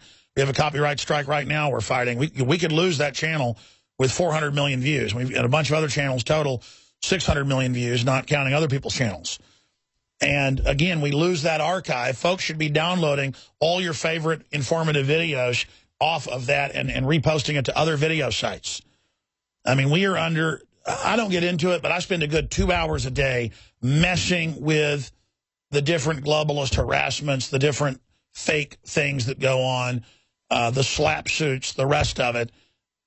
And we defeat it all by the grace of God, knock on wood repeatedly. Trust in God, but type your camel, as they say. But you have to understand, we don't whine and complain, but it's hard to run a media operation like this. It's hard to roll out new stuff. It's hard to get it done. And your funding makes it easier to have more money. And we need more funds. So get involved today. Buy your war bonds, mid-air refueling. Get a PrisonPlanet.tv membership. It helps pay for the equipment, the crew. We're about to launch the new studio. Just everything's been cascading, but we're so close to everything getting done. So, PrisonPlanet.tv, PrisonPlanet.tv. And again, go to InfoWarsLife.com. All the best. You've heard the rave reviews of Supermel Vitality, the Nascent Iodine Survival Shield, the Fluoride Shield, the Lung Cleanse, all of it. And we've got some new products coming out soon as well. These really are groundbreaking. In fact, I'm going to take it right now. I always forget when I do this on the show to just have the bottles right here with me. But again, ladies and gentlemen, I've got the survival shield right here, nascent iodine that I take morning, noon, and night. Consult your physician before you take it, unlike any other iodine out there. We've got the lung cleanse with all these essential herbs and essential oils, concentrated 3 shots in the mouth, then inhale. Just annihilates my allergies. Super male vitality, clarity, stamina, you name it, libido, appetite suppressant. That's what it does for me. Take that 3 times a day. And then Fluoride Shield has the nascent iodine and 5 other compounds to chelate and detoxify. And it is revolutionary what is in these bad boys. So that's InfoWarsLife.com. And you know you're funding the operation while getting high-quality products. And we've got a sale going on Survival Shield right now, ladies and gentlemen. All right. That said, let me control myself now, and as best I can, get into all these different audio and video reports and news that I have to cover. Because I can't decide what's the most important news, I will start on the right-hand side and move to the left. Reuters, U.S. releases satellite images of Russian forces near Ukraine. Of course, Russia has always had some of its biggest military bases on the border with Ukraine. They fought most of their wars in that area, including Hitler, not defending the Russians. The point is the globalists, the EU, are even worse than the Russian government. Okay, it's very simple. Russia to ban U.S. from using space station over Ukraine sanctions. That's London Telegraph. Stuff is just getting crazier and crazier. In retaliation for imposing sanctions, Russia will also bar its rocket engines from launching U.S. military satellites. We were ordered in the 70s to destroy the Saturn rocket diagrams that Wernher von Braun created, and they say they can't even recreate them and don't have a heavy lifter. Do you believe any of this bull? So this is escalating very, very quickly. A UN-marked helicopter used by Kiev against militias sparks scandal. They have big Hind helicopters painted up with UN insignia. The UN admits it, and they're very upset that the UN's been caught. I guarantee you they're part of it, doing that. De-dollarization. Russia is like using medical helicopters to attack people with Red Cross on it. Think the Red Cross would like that? Russia is on the verge of dealing a massive blow to the petrodollar, dumping the dollar for any purchases of oil or natural gas from the mineral-rich mega nation. One of the biggest countries in the world geographically and mineral-wise. And just like Africa, the globalists want to take it over and get it for themselves. Continuing here, ladies and gentlemen, 2 stories, actually more than that, on the Second Amendment front. Court upholds warrantless entry, seizure of gun rights activists for an emergency medical evaluation and literally kidnapping a woman and then taking her firearms. The woman ended up suing, only to have U.S. District Judge Stadmiller, I believe is how you pronounce it, dismissed the case. Sutterfield has since appealed. Pretty amazing, the emergency aid doctrine, where you don't have any proof somebody's crazy, but the police just show up and drag you off and then take your guns. And that dovetails that rundown line story at Infowars.com with this Kurt Nimmo story up at Infowars.com. It's very important. Second Amendment is a clear and present danger, says Illinois. Concealed carry law allows doctors to make call on gun ownership. We were sent this, and I looked at it online, since confirmed it's a state version of a federally issued public document, the IDHS, or Illinois Department of Homeland Security Firearms Ownership Identification FOID Mental Health Reporting System. And they say if you're basically having any type of problem or stress or anything, your gun should be taken. And they inform doctors, healthcare providers, everybody to spy on you and report that on you and to get your guns. Here's another Second Amendment article. Florida lawmakers aim to restore children's right to open carry Pop-Tart guns on campus. That's right. People have been getting expelled, arrested, you name it, for just drawing an image of a gun or writing about a gun in a story for English class. Or if the Pop-Tart looks like a gun to somebody, the police come. Total mental illness. It's like saying you can't say the word bossy, or you can't have tacos, or it's racist. I just thought it was tasty. You've got that, just to be hypersensitive about stuff that isn't going on but then ignore all of the real tyranny. I have a clip coming up. I'm not going to play it now, but transhumanist superhuman powers and live-assisted technologies will allow us to become like God, says top transhumanist. We're going to play a clip of that audio and video coming up here. But let's shift gears into the really bombshell news that I mentioned earlier, but is so incredible. You can see all these stories at drudgereport.com. We've got some of them at Infowars.com, but this really is the ultra-lawlessness of, well, we got to take you to jail. You didn't pay, you know, for that speeding ticket. And, you know, oh, we got to take you to jail. You weren't wearing your seatbelt. They do that now all over the country. Oh, we got to do that. Oh, we got to, you know, check your baby's diaper at the airport and put them in a naked body scanner. They're back to doing that now. The TSA's right back to it because, you know, you might be a terrorist. Even though the government publicly runs Al-Qaeda now, no one denies that. Here it is, Breitbart. Lamar Smith calls ICE release of 36,000 criminal immigrants a presidentially sanctioned prison break. Yes, turn the rhetoric up to the level of reality. I mean, when you're getting overrun by criminal activity, rapists, murderers, bank robbers, this is just the latest release, 36,000. It's hundreds of thousands. I'm telling you, folks, illegal alien criminals, not the hard-working illegals that you see, you know, working in the fields, restaurants, you name it, who, in my experience, are really moral, nice, hard-working people. But then you've got the criminals of Mexico who come here, and this is the happy hunting ground. One guy, they say, killed 20-something women, that railway serial killer, and they just couldn't stop him, couldn't get him. He got arrested over and over again, drunk, stumbling around, but no one knew who he was. I mean, they're literally ghosts, folks. And they're building a national ID system saying it's for the illegals, but exempting them and really using it on citizens. Like Ron Paul said, don't build a border fence, it'll be used to keep us in. And now they're admitting that. Amazing. In fact, there's video of that Lamar Smith, isn't there? Maybe we should.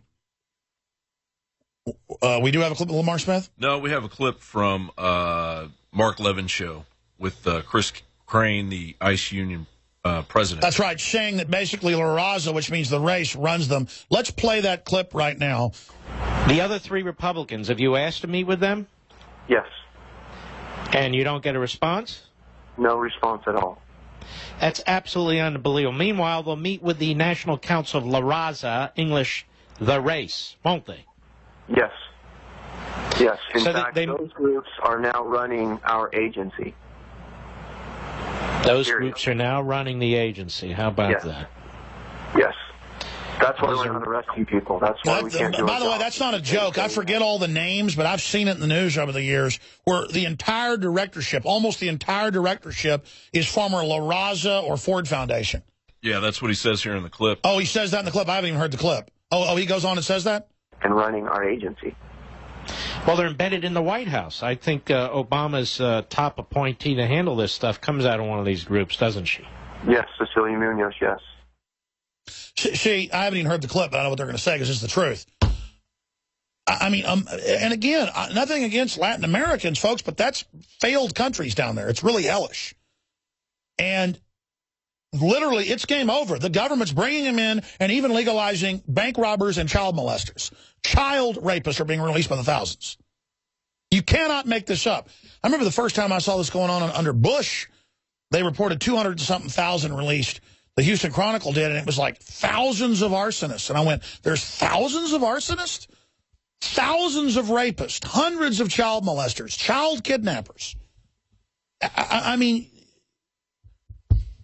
under the Bush plan that was the Democrat plan, it's the same plan now that they won't let people see. They make it secret. But Senator Sessions keeps releasing it, and they threaten to censor him. Supposed to like, well, don't see the bill till the day we vote. You swear at the ICE meeting that you won't be a criminal anymore. And that and then you're just released. Well, I mean, it's like, I just killed somebody, but I swear I'm not going to do it. Meanwhile, we have the biggest prison population in the world of pot smokers. They now got debtor prisons. Judges in Illinois and other places are throwing people in jail for not paying credit cards. Even though there's no law that you've got to do that, debtor prisons were outlawed hundreds of years ago in this country, only about 100 years ago in England. I mean, it's on, folks. I mean, they don't want real criminals in the jails. The globalists are criminals. They love criminals. They'll probably make them police. Infowars.com. There's a lot of other stories up on the site. I want to get back into the immigration thing and then some other really important news here on mirrors and so many other serious issues. Student fights back after suspension over pro-gun T-shirt. You got to fight back when they restrict your First Amendment. That's how you keep it alive. Russian foreign minister demands Obama reply to claim U.S. mercenaries in Ukraine. Second Amendment, clear and present danger. MSM pushes doomsday Arctic ice sheet propaganda. Total lie. Court upholds warrantless entry, seizure of gun rights activists. Just mentioned that. Transhumanists, superhuman powers, and life extension tech will allow us to become godlike. I'm going to play a clip of that coming up. That's just some of the news up on Infowars.com. They're now coming out with anti-surveillance masks that you wear so that you can walk around and not be tracked everywhere you go. Of course, they'll just program the computers where the cops come after whoever does an ID. They are building this grid. And speaking of that, I have an article on that front that I want to hit right now out of CBS News. I-Team Texas. Texas firm tracking your car with license plate cameras. It says they have more than 1,000. Yeah, you want to bet. They're networking the police cameras in with these companies, folks. They have partnerships. And selling the data. And it says there's a 100% chance if you live in a major city or have ever gone to a shopping mall that you're being tracked by a company over the past 6 years. DRN has accumulated a network, more than 1,000 license plate readers located across the country, often thought of as just a tool for law enforcement to track down stolen vehicles. DRN is using automobile license plate readers to revolutionize the repossession industry. You see, AI technology in the hands of the corporations. And again, everyone's being recorded, even if your car's paid for, to just see if, you know, you might be someone who hasn't paid their bill.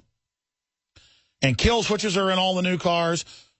Taxing boxes are in all the new cars. And now they're announcing, oh, we're going to start taxing you by the mile. Remember, I was the conspiracy theorist warning you about this? Stop living in denial, folks. It's all got a clip of that happening. You want to see that? You have a clip of what? Of the I-Teams. Oh, sure. Let's see that clip. Places the eyeballs of those people that were hanging their heads out the windows. If they're not asking my permission, I have a problem with it. Kurt Swartz is a Dallas attorney. He says he worries about the number of license plate readers. I don't expect to be driving around in secret. On the other hand, I also don't expect to be followed everywhere. That's right. But with a network of thousands of cameras. Let's stop right there. Folks, it's an integrated master DARPA plan on record to control all reality and track everything with digital systems to have reality be searchable, not just the Internet. The Internet is a neural network AI system interfacing with Homo sapiens sapien and other new computer systems and artificially intelligent systems they believe are coming online, probably already have, to then put out the smart dust, RFID, face scan, infrared, digital template to literally track reality to then be able to program and control reality. And I've been saying that for 15 years. Now it's mainline news. That is the plan. And by the way, it's not nice people that run it. It's an artificial system like fractional reserve banking and derivatives and high-frequency trading meant to scam you and end the free market as we know it and create a monopoly. One system, one unified, hellish collective with engineered food, water, everything. I mean, it's just a whole new world. The globalists want to be God. They want to control the universe. And they are engaged in GMO, genetic engineering, superbugs, you name it, they're doing it. We live in a science fiction movie. Third hour coming up. Third hour. More news in the next segment. Then Harry Dent. You don't want to miss it. I'm going to play this again after our guest leaves us at about 45 after and give you more of my take on it. But we've got a lot of important subjects that I want to get into. Human cloning researcher Richard Seed. He says, when the shift hits the fan, I will be God. And that's what Ray Kurzweil, all of them say. We're doing this. You're not going to stop us. And we're basically, you're going to become one of us if we even let you, or we'll sit on you like a bug. Here he is saying, I will be God. I will be God. We are going to become gods. Period. If you don't like it, get off. You don't have to contribute. You don't have to participate. But if you're going to interfere with me, becoming God. They're going to have big trouble. And we'll have warfare. I mean, this is who these people are. You interfere with me becoming God, you're going to have big problems. You're going to have warfare. You know, people on like Major General Stubblebine, former head of Special Forces and you name it. And he's like, no, the elite are obsessed with life extension. Of course they are. And they believe they've got to build this to get it. And the point is, we aren't in the equation to get the resources. You're not going to get the life extension. Look at Obamacare. You're going to get a cane instead of a knee surgery. Yeah, you get free health care. Here's some glasses. You don't get eye surgery. This is you pay more for less. You pay more and live in a 200-square-foot coffin apartment. They can take 99% of what you get and let you live in a shoebox. You see how that works? And that's progressive. That's trendy. That's good for the earth. While the globalists are killing the earth, bringing in this tyranny. Look at this. This is out of Reuters. 2 U.S. health workers ill after MERS exposure. World Health Body meets in Geneva. It's now spread out of the Middle East. They've sent 20 healthcare workers home, thinking they may have it. If that's happened, it's going to start spreading. 2 healthcare workers at Florida hospital exposed to a patient with Middle East respiratory syndrome that kills 30% of people come in contact have begun showing flu-like symptoms, raising concerns about the ability of global health authorities to contain the mysterious and deadly virus. Could this be the crisis? I mean, this is really serious. I'm watching this very closely. The World Health Organization convened an emergency meeting in Geneva on Tuesday to decide whether the rising rate of confirmed cases, most of them in Saudi Arabia, constitutes a public health emergency or international concern. Man, they could have MERS killing 10 million people. They'd open the borders up, I'm telling you. It's just sick. And again, there's so much designer stuff. SARS, MERS, all of it. There's been some mystery thing killing people all over the U.S., killing 2 of my family members in the last 6 months. We are not in Kansas anymore, ladies and gentlemen. And I'm not trying to be negative here. I just want people to know what we're facing, what's going on. It's best to know that when you're walking around at night, you know, and you step in a hole and tear your Achilles tendon, it'd been nice to know that hole was there. I always use that analogy of stepping in a hole at night, and I've actually done it, you know, climbing around like an idiot at night.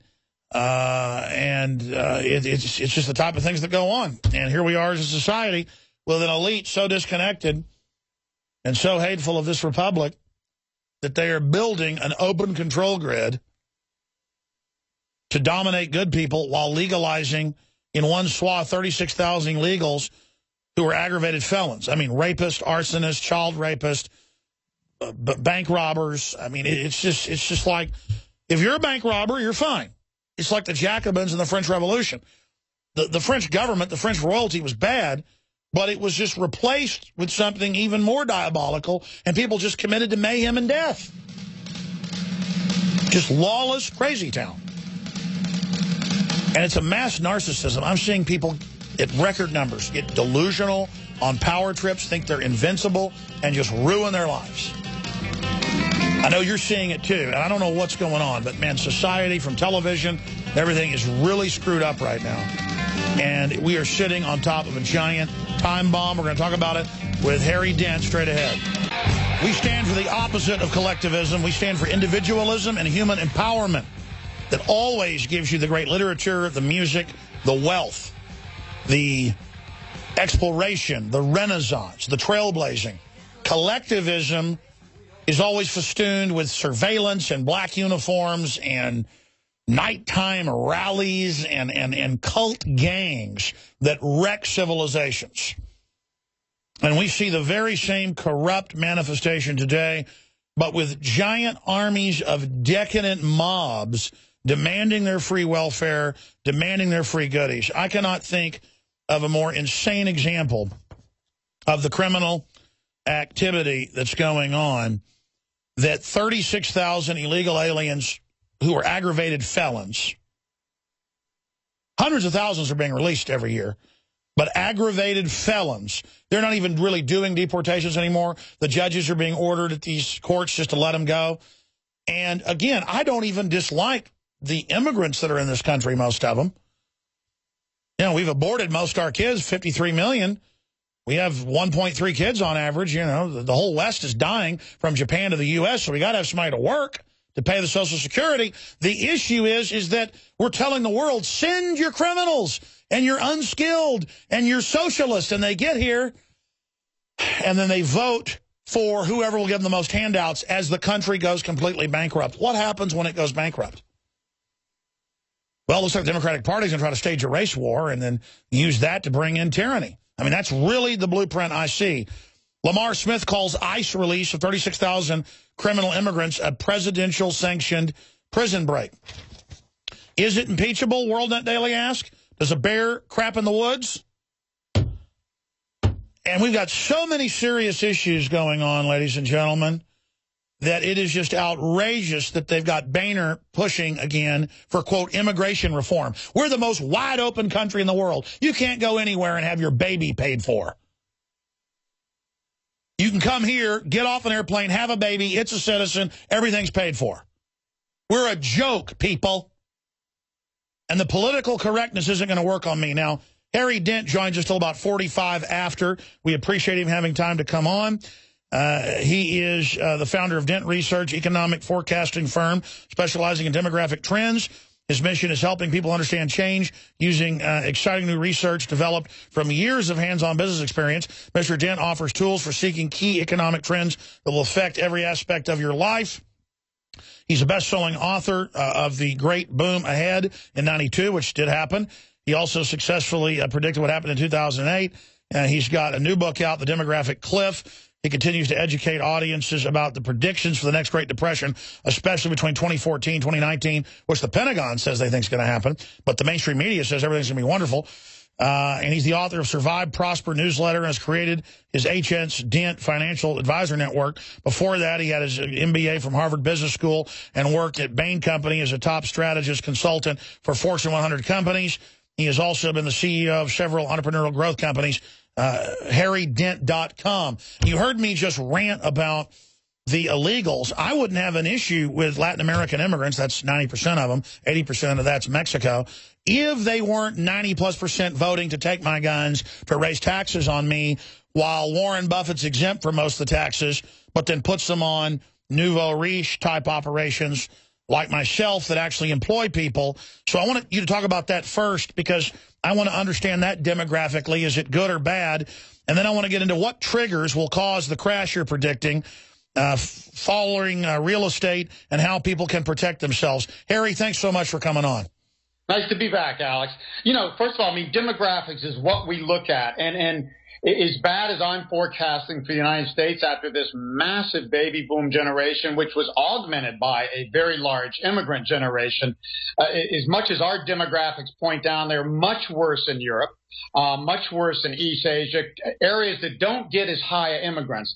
The key thing is to have, you know, kind of constructive policies like Australia and Canada, where they attract the best immigrants and the skills you need. Exactly. And you do, as you said earlier, you replace the babies we're not having, because we haven't been having babies since 1962 at the same rate as before, and most countries aren't. So you need a policy. And Australia doesn't let people run across the border at random. You have to qualify there. They get more immigrants than we do per capita, but higher educated, less people on welfare rolls. So it's a more productive system. We're the greatest country in the world, and we've always attracted immigrants. We were an immigrant country from the beginning, but we have no rules for it until maybe recently. We're just starting to think about it. It's just not good policy. But the fact that we've had such strong immigration, especially over the last few decades, makes us look a lot better than Europe. One of the predictions I'm making, Alex, is not only are we going to go off a demographic cliff, Germany and much of Europe's going to go off a steeper demographic cliff than anybody thinks, especially Germany, because Germany's getting old really, really fast. I totally agree with you. And, you know, I get why Rand Paul says, give me a real immigration plan, and I'll be for amnesty, but it has to be reasonable. We can't let all the felons go free, and then he gets attacked as being racist. I mean, obviously, we need the demographics. But there's so many good immigrants from Latin America or Eastern Europe or wherever. But instead, we literally get the dregs. And so politically, how will that affect us? That's what I'm asking you. That so many of these immigrants believe in communism and socialism, and politically, I understand the economic demographics are overall good, except the welfare state. What about that? Well, no, I'm like you. I'm very mixed. I see a lot. I used to lecture mostly to CEOs of small businesses through Tech and Vistage and YPO, Young Presidents Organization. And I found like the penniless immigrants were the strongest entrepreneurs. They had been poor. They'd come out of a poor culture. They would do anything to get ahead. And they were very Republican in their values. They were very different. So I think you get a whole array there. It's just like you say, if you're going to attract immigrants, have a policy. Who do you want to attract? How do they get in? And then what happens when they get in? As long as it's clear, it can work. Our system's been totally unclear for decades. We say it's illegal to come in, but we turn our head the other way. And then when they come in, it's kind of wishy-washy that they qualify for this or that. And, of course, they're going to end up in your hospitals if they have a problem and stuff. So I don't blame the immigrants. If I was in Mexico, I'd want to come over here, except for in recent years. And, by the way, after the Great Recession in 2008 and 2009, we actually had as many Mexican immigrants going back across the border to Mexico as coming over here. And we've been predicting for 20 years that our birth rates would drop further in this downturn, this slow period from 2008 to 23, which is a simple demographic prediction I can go over, and that immigration would fall. And immigration rates are already falling. In an upturn, sure, they're tolerated. In a downturn, they're not, because people say, well, wait a minute, we can't afford to be giving away jobs when we're losing them. There's just got to be some way to counter the Democrats trying to radicalize all these people. Yeah, again, I just say be clear. Have rules for getting in. I wouldn't go send everybody back across the border. If you turned if you looked the other way and didn't enforce it, then you're not really taking the law seriously. And I wouldn't want to disrupt families over here. And the second-generation immigrants, they all speak English, and they tend to have, more often than not, a strong work ethic. I find that immigrants demographically come in lower income and education, but they rise faster than the average American. So overall, we come on this side. How do you stop that scenario that a free country makes you wealthy and then your kids and grandkids become lazy slobs? How do we stop that? Because that's the paradox of freedom. It creates so much wealth that then it creates pig-like grandchildren. Yeah, it's the same thing. They say by 3 generations, you get entrepreneurs that start fortunes and create wealth, and then the next generation's highly educated, and they become Harvard MBAs like me or lawyers and stuff, and they do pretty good. And then by the 3rd generation, they're just partying. And that is human nature. It's the same thing. We get in bubbles like this, and we get in a long boom from 1983 to 2007, which I predicted a long time ago with demographic trends, back starting in 1988. People get more and more complacent, and they think, well, we should get more, and it should be easy. And then bubbles come along, and they say, oh, now we're getting something for nothing, and we don't want the bubbles to ever end. Bubbles always end, and bubbles come when people think things can't go down. You don't have to invest anymore for long-term wealth. You don't have to work for it. It should just happen spontaneously because you exist. And that's what we've been in since the mid-'90s, bubble after bubble. And I tell people, if it looks like a bubble, quacks like a bubble, walks like a bubble, it's a bubble. And every economist and analyst is coming on CNBC and the financial channels and saying, oh, this isn't a bubble. I've compared this in my book in Chapter 5, in my recent newsletter, to every bubble in history. They all look exactly alike. In fact, they look just like the Masters and Johnson's orgasm chart, where you just go up, it gets intense, extreme, and then it just crashes. I mean, you don't even need a trigger.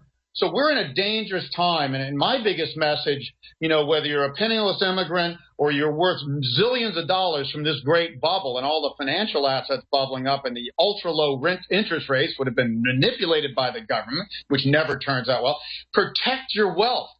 Keep your job, work harder than ever, protect your wealth in this bubble, get out of inflated real estate and stocks that I think are very near a peak, as I said last time I was on. Stay there. I want to get your real forecast that unfortunately, it looks like it's going to come true. HarryDent.com. He'll tell us about his new book as well. Give us a sneak peek into that and talk about how we protect ourselves, what he thinks is going to happen in this country. And then you've got the situations with the wars and energy and all the rest of it. And then when he leaves us at about 45 after, I'm going to get into a bunch of other breaking news. Joining us, and you see him on CNBC, CNN, all of them, breaking down what he thinks is going to happen. And I've looked back at his predictions. They've been very accurate. But anyone could see this, though, the big demographic cliffs. What's going to happen? Is the power structure going to start wars? His new book is The Demographic Cliff. Harry S. Dent Jr. You can also go to his site and subscribe to his newsletter there. My only issue is every time we see things happen like this in history, the big wars start. There's all sorts of crisis. What do you see happening, and what do you think the triggers could be for this? Will it be an instant trigger, or will it be gradual, or we don't know? Well, you know, bubbles, when they don't correct or go down slowly, they burst when they burst. And we've had bubble after bubble. And we've had, you know, real estate bubbles starting in Japan and then crashing, and then the U.S. and Spain and Ireland. And we're going to see China's the greatest bubble in history. I go into that in the book. It's beyond comparison because it's been so government-driven. People say to me, oh, well, you know, in Dubai or when I'm in China, they'll say, oh, well, the government won't let this burst. Now, when a government's behind a bubble, it's going to be more extreme. The free market system can get out of whack now and then through greed, but when governments are pushing stuff, there's no end to it. So the China bubble is going to be the biggest trigger. There's already cracks in that. We've seen many things going wrong in China, developers failing, developers discounting condos for the first time.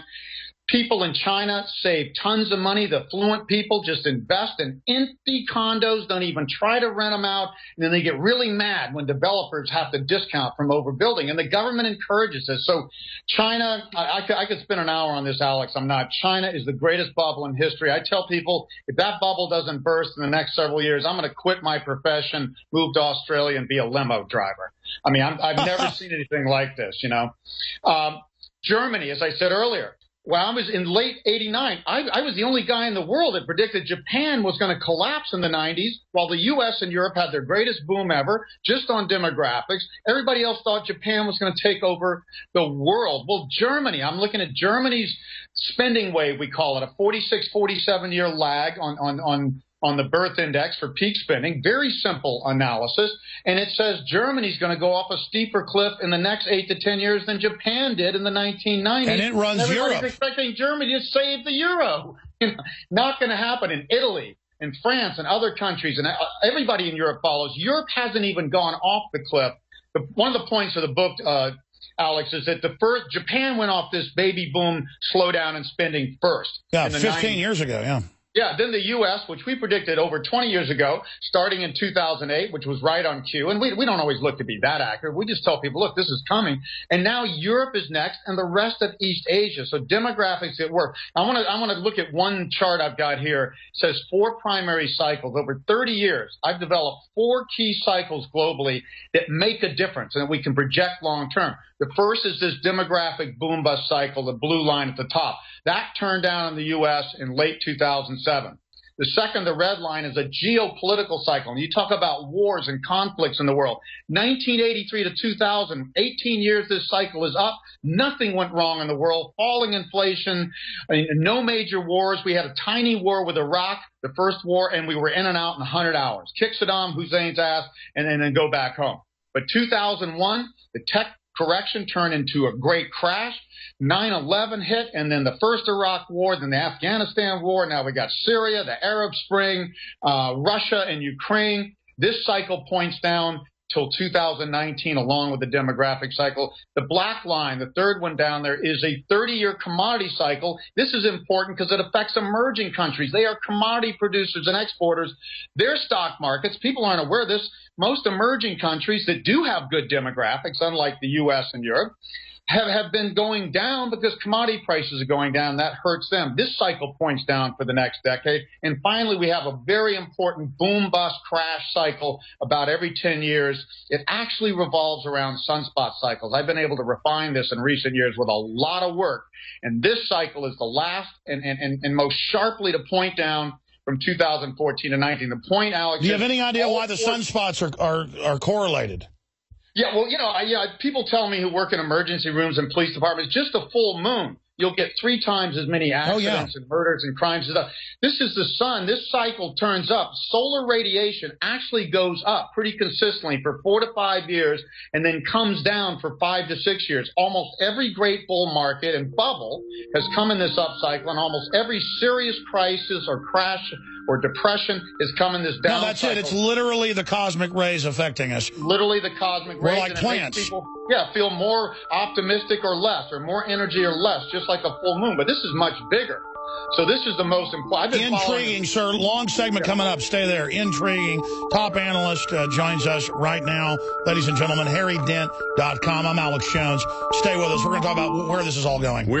Harry Dent's our guest, top forecaster and analyst, formerly with Bain Capital. One of their top guys there. Been running his own operation for many years. Best-selling author.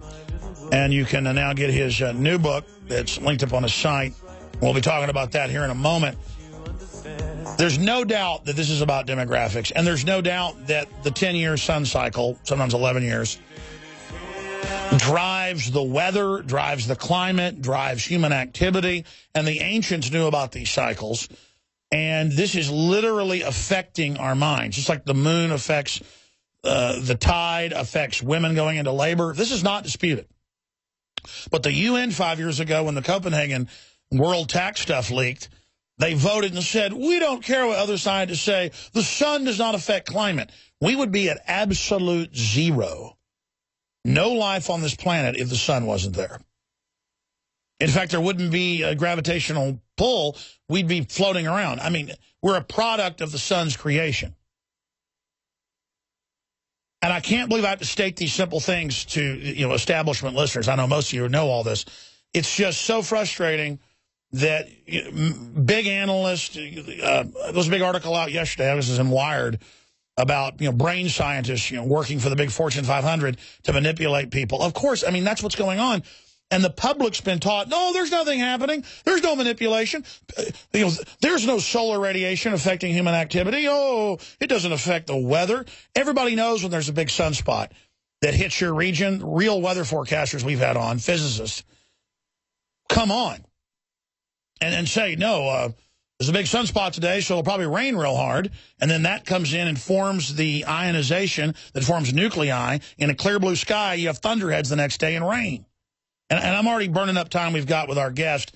It's just that it's so interesting how, as a top analyst, he brings up sunspots, which you can see on there. So explain to us, this sounds to me like a superstorm of demographics and of resources and commodities and sunspots and population. And, I mean, as a lay person listening to you, sir, it sounds to me like we better strap ourselves in, that we got front row seats to crazy town. Yeah, no, it's true, Alex. When I look at these 4 cycles that I've refined over 30 years, and you can't look at everything. That's how economists get so confused. You have to find out what really matters, what really calls turning point. These are the 4 cycles, and they're all pointing down at the same time for the next 6 years. The only time that's happened in the last century and a half was 1930 to 34, when we had the Great Depression. The worst crash, the worst bubble burst, everything I'm talking about. And people on the mainstream media look at me like I'm crazy. I'm not crazy. This is reality. So we do need to prepare. People need to be extra cautious. I'll show you the next chart I have, real simple. It's called a megaphone chart. Each bubble we've had in stocks, the one that peaked in 2000, well, then we had a crash. Then we went to slight new highs in this chart we show. 2007. Well, it went to new lows in its crash. Well, now we're going to slight new highs around 17,000 in the Dow. And I'm simply predicting by this obvious pattern, the next crash, when all this fake stimulus fails again or China blows up, is going to take us to new lows around 5,000 to 6,000 just in the next few years.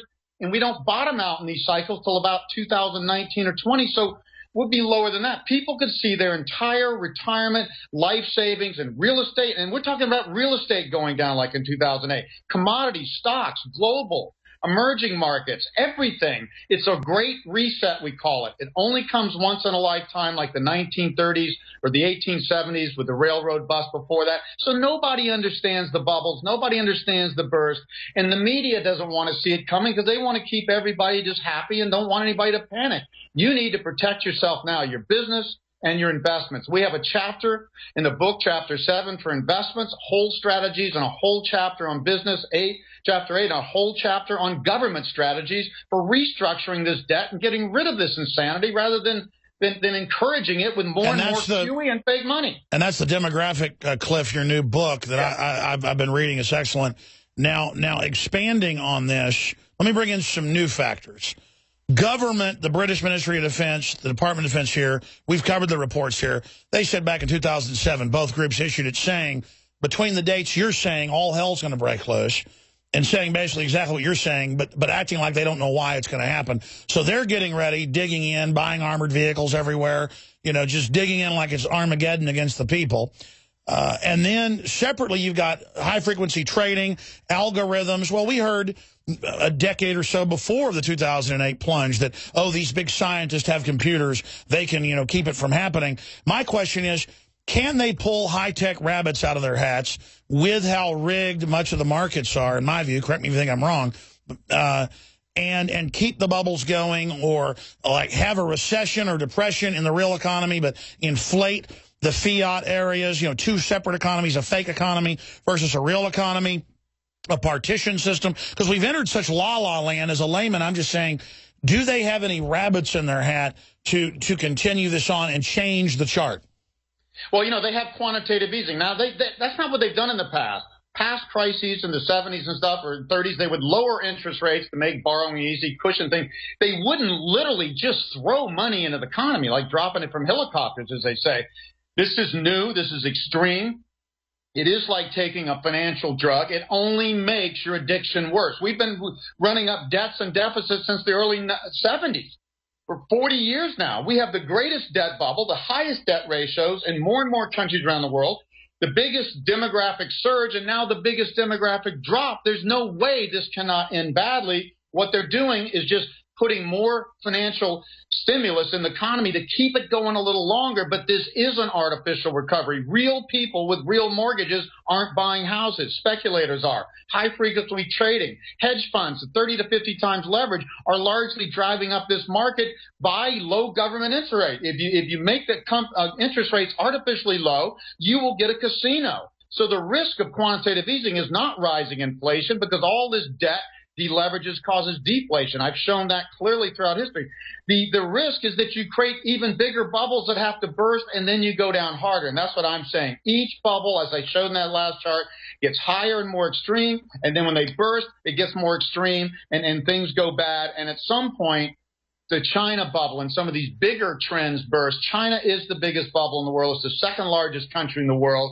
They're the ones still buying real estate in major cities, driving up. When the China bubble bursts, we're going to go down much harder than 2008 and 9. That I see very clearly. It's not a matter of if, it's a matter of when. The best cycles I study, and that's only guessing the short term, say we're peaking here between April and June, and we're going to start to see a major crash into the summer, and it's going to take years to work out. My fear is that they'll just give trillions more to the big hedge funds and the derivatives people to bail them out, raise a bunch of taxes. I mean, we know what they'll do. California's their model, and so I predict that they'll just continue with everything they're doing. They will. You're right, Al, and that's what they have been doing. But at some point, when something goes wrong, the subprime crisis, that was just 4 states in the U.S., California, Arizona, Nevada, Florida, 4 states in the United States set off a worldwide crash and recession, many real estate crashes. Well, that wasn't just because of that. It's because the system was so stretched. All it takes is something to go wrong and the whole thing blows up. Governments have stretched this so far by trying to put off this crisis and put it on the next administration or the next central banker that when it does blow, it's going to blow harder than anybody thinks, and they're not going to be able to stop it when it blows at first. So that's what I say. What is your gut, not a prediction, what does your gut tell you the trigger might be or what it might look like? I mean, it could be this Ukraine situation. It could be civil war in Saudi Arabia. It could be China threatening to attack Japan, I guess, to get militant enthusiasm going, to have them support the tottering regime. I mean, who knows what's going to blow? Well, remember, the geopolitical cycle is exactly what you're saying. That's been getting worse since 9/11. It will get worse ahead. So you're going to see more problems in the Middle East and China and all these areas. But the biggest thing that central bankers would not be able to fight in Europe and the United States is that the China real estate bubble burst, and wealth by the wealthiest Chinese that control 60% of their spending, 60% of their income, 50% of their spending, 85% of their real estate. That vaporizes. They would stop spending in China. China would collapse. They would stop investing around the world like the Japanese did when their bubble didn't burst in the early 90s. And we would have a worldwide collapse that quantitative easing could not counter. So that's that's worse than a worsening war in Egypt or Syria or Ukraine. That's what I say. I say China bubble bursting is going to be what people look back in history and said, oh, that's what really caused it. I agree with you, but I think they'll try to start a fight with Japan. Absolutely. First. Everybody will do that. It does make sense to try to start military conflicts when your economy's bad. I mean, ask Hitler. That's what he did in the 30s. Yeah, I guess humans, we live a life cycle. We live 75 years. We act just the same over and over again. This time we've got nuclear weapons. Yeah. And you've got very unsettled regions. And again, you talk about geopolitical conflicts. Europe and the United States are older. It's the younger countries. It is the Middle East. You know, it is parts of Asia. That's where you're going to get more of this. Older people don't go to war as easily as younger countries. I'm much more worried about the Middle East and North Africa. I want you to take 5 minutes, because I've been asking a lot of the questions, to cover any points you want instead of me just throwing stuff out there. Well, you know, the most important thing, Alex, to me, because I study history and human nature, like you say, there's great things about us. We're the smartest species on the planet. We've done great things, but we're just totally stupid about other things. And we have endless conflicts and stuff. The thing I see throughout history is people just are blind to bubbles. I mean, I was over in Australia in February of this year for almost a whole month. They got one of the most obvious real estate bubbles in the world, and everybody over there has 10 reasons why their bubble is special and it won't burst. And I'm like, oh, you mean like the Japanese bubble was special and it wouldn't burst, and the U.S. bubble and the Spain bubble and on and on and on? People don't get it. And we've seen now multiple bubbles, and things will crash, and then the government will come up with some artificial stimulus program, and people will run back and say, well, it's okay now. And then people will come on the news. I mean, I like you, Alex, because you tell the truth. That's what we do at Dent Research. I just say, look, we do a lot of unique things, but the biggest thing about us, we just look at reality and tell the truth. Growth is exponential, but it's also cyclical. And when you get bubbles, they burst and they go back to where they started or lower. And everybody has, again, a million reasons why this isn't a bubble, and governments won't let it happen. As I said before, when governments get involved, like in Dubai, I was in Dubai in late 2006 and 2007, speaking at international conferences there. And I said, this is a worse bubble than Miami and California. It's going to burst. And everybody said, no, the government won't let it. I'm like, now you're really in trouble. The next year, first drop in Dubai was 40% in 1 year in real estate. And real estate doesn't crash nearly as much as stocks. So just wake up, listen to the people who are telling the truth here, because this is serious. This is not another 20% or 30% correction, or even a 40 or 50% that we're going to see new highs. My prediction, very clearly in the book, that this bubble really would have peaked naturally in the late 2007. It has been extended one more time. When it crashes the next time, we're not going to get back to 17,000 on the Dow. You'd be lucky to get 10,000 on the Dow after we go to 3, 4, 5, 6,000. And we will not turn around for a long time. So the key is to preserve what you have. If you have a good job, then kiss your boss's ass and keep it. Maybe start something on the side, make money on the side. There's many ways to do it. But don't leave your job. Here, if you've got assets that have bubbled up in real estate or stocks, take those gains and lock them in and be safe. And then when we get another crash, which we will, because we've had one every 6-7 years like a clock, then you buy stuff at 20, 30 cents on the dollar. And that's how you make money. Sure. You don't make money by buying and holding stocks in this era. And that's all common sense. And what I don't get is if people just want to buy in early in a bubble and they know it's a bubble, then fine, that's your issue. It's that people, most of them, worship the bubble.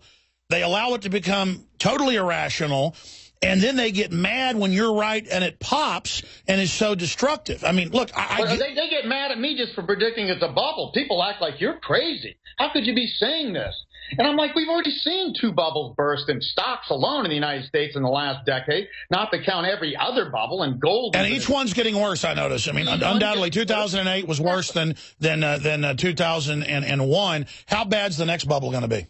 It's always going to be worse. Again, we're saying just in the first decline, in the next couple of years, the Dow is going to go from around 17,000 to at least 6,000. That's a 65% decline, much worse than the last crash. Ultimately, I think the Dow is going to go to 3,000 to 4,000, maybe lower by 2020. We're talking about, and this is typical of depressions and that follow debt bubbles and bubbles crashing. Stock markets go down about 80%. They went down 89% in the Great Depression, 82% in the Japan crash in the 90s and in the early 2000s. This is typical, and people just act like, well, that happened sometime in history, but that can't happen to us. Not to the United States or not in this new world. No, it's even worse. Our governments are making, I can't even compare this bubble to the Roaring 20s bubble or the 1870s bubble or the 1830s bubbles in the past, because governments have pushed them and we have been able to borrow so much more money. And like you say, on top of all that, geopolitically, we have nuclear weapons now. In closing, let's say a good scenario, the bubble pops, but it's not that drastic. Let's say it's like 2008 or something. They'll just try something new. But if things really break down, a lot of people are already on the edge of bankruptcy. I mean, the economy in reality is really bad, in my view. I don't think we ever really had a recovery. Yeah, 80% of people in surveys say, we never had a recovery. The top 20%, the more affluent with college degrees, low unemployment, and who own most of these financial assets, quantitative easing actually did not help the everyday person much. It helped the affluent people and kept the bubble going, and that's their only strategy. They said, look, we created this bubble. Now we have to keep it going forever. That's like keeping an orgasm going forever. I don't know if anybody out there can do it. I can't do it. Well, that's what I'm saying is they're creating a total two-party system where the establishment, it's all protected, its investments are protected, and then as the real economy dies, it's creating like a new dark age or something. How bad could the collapse get? Well, we had 25% unemployment. Right now, if you count the people who've left the workforce and just given up working, it's really at 11 to 12%. It'll probably double that. Right now, the official unemployment rate, 7% or so. It'll probably end up at 15%, but it's really going to be more like that 25%. A lot of businesses are going to go under. A lot of banks are going to go under. That's good in a lot of ways because businesses get more efficient and consolidate. A lot of debt gets written off. The best thing that could happen to the average family is get their mortgage written back down to what their damn houses were. Exactly. That's what the government should have required.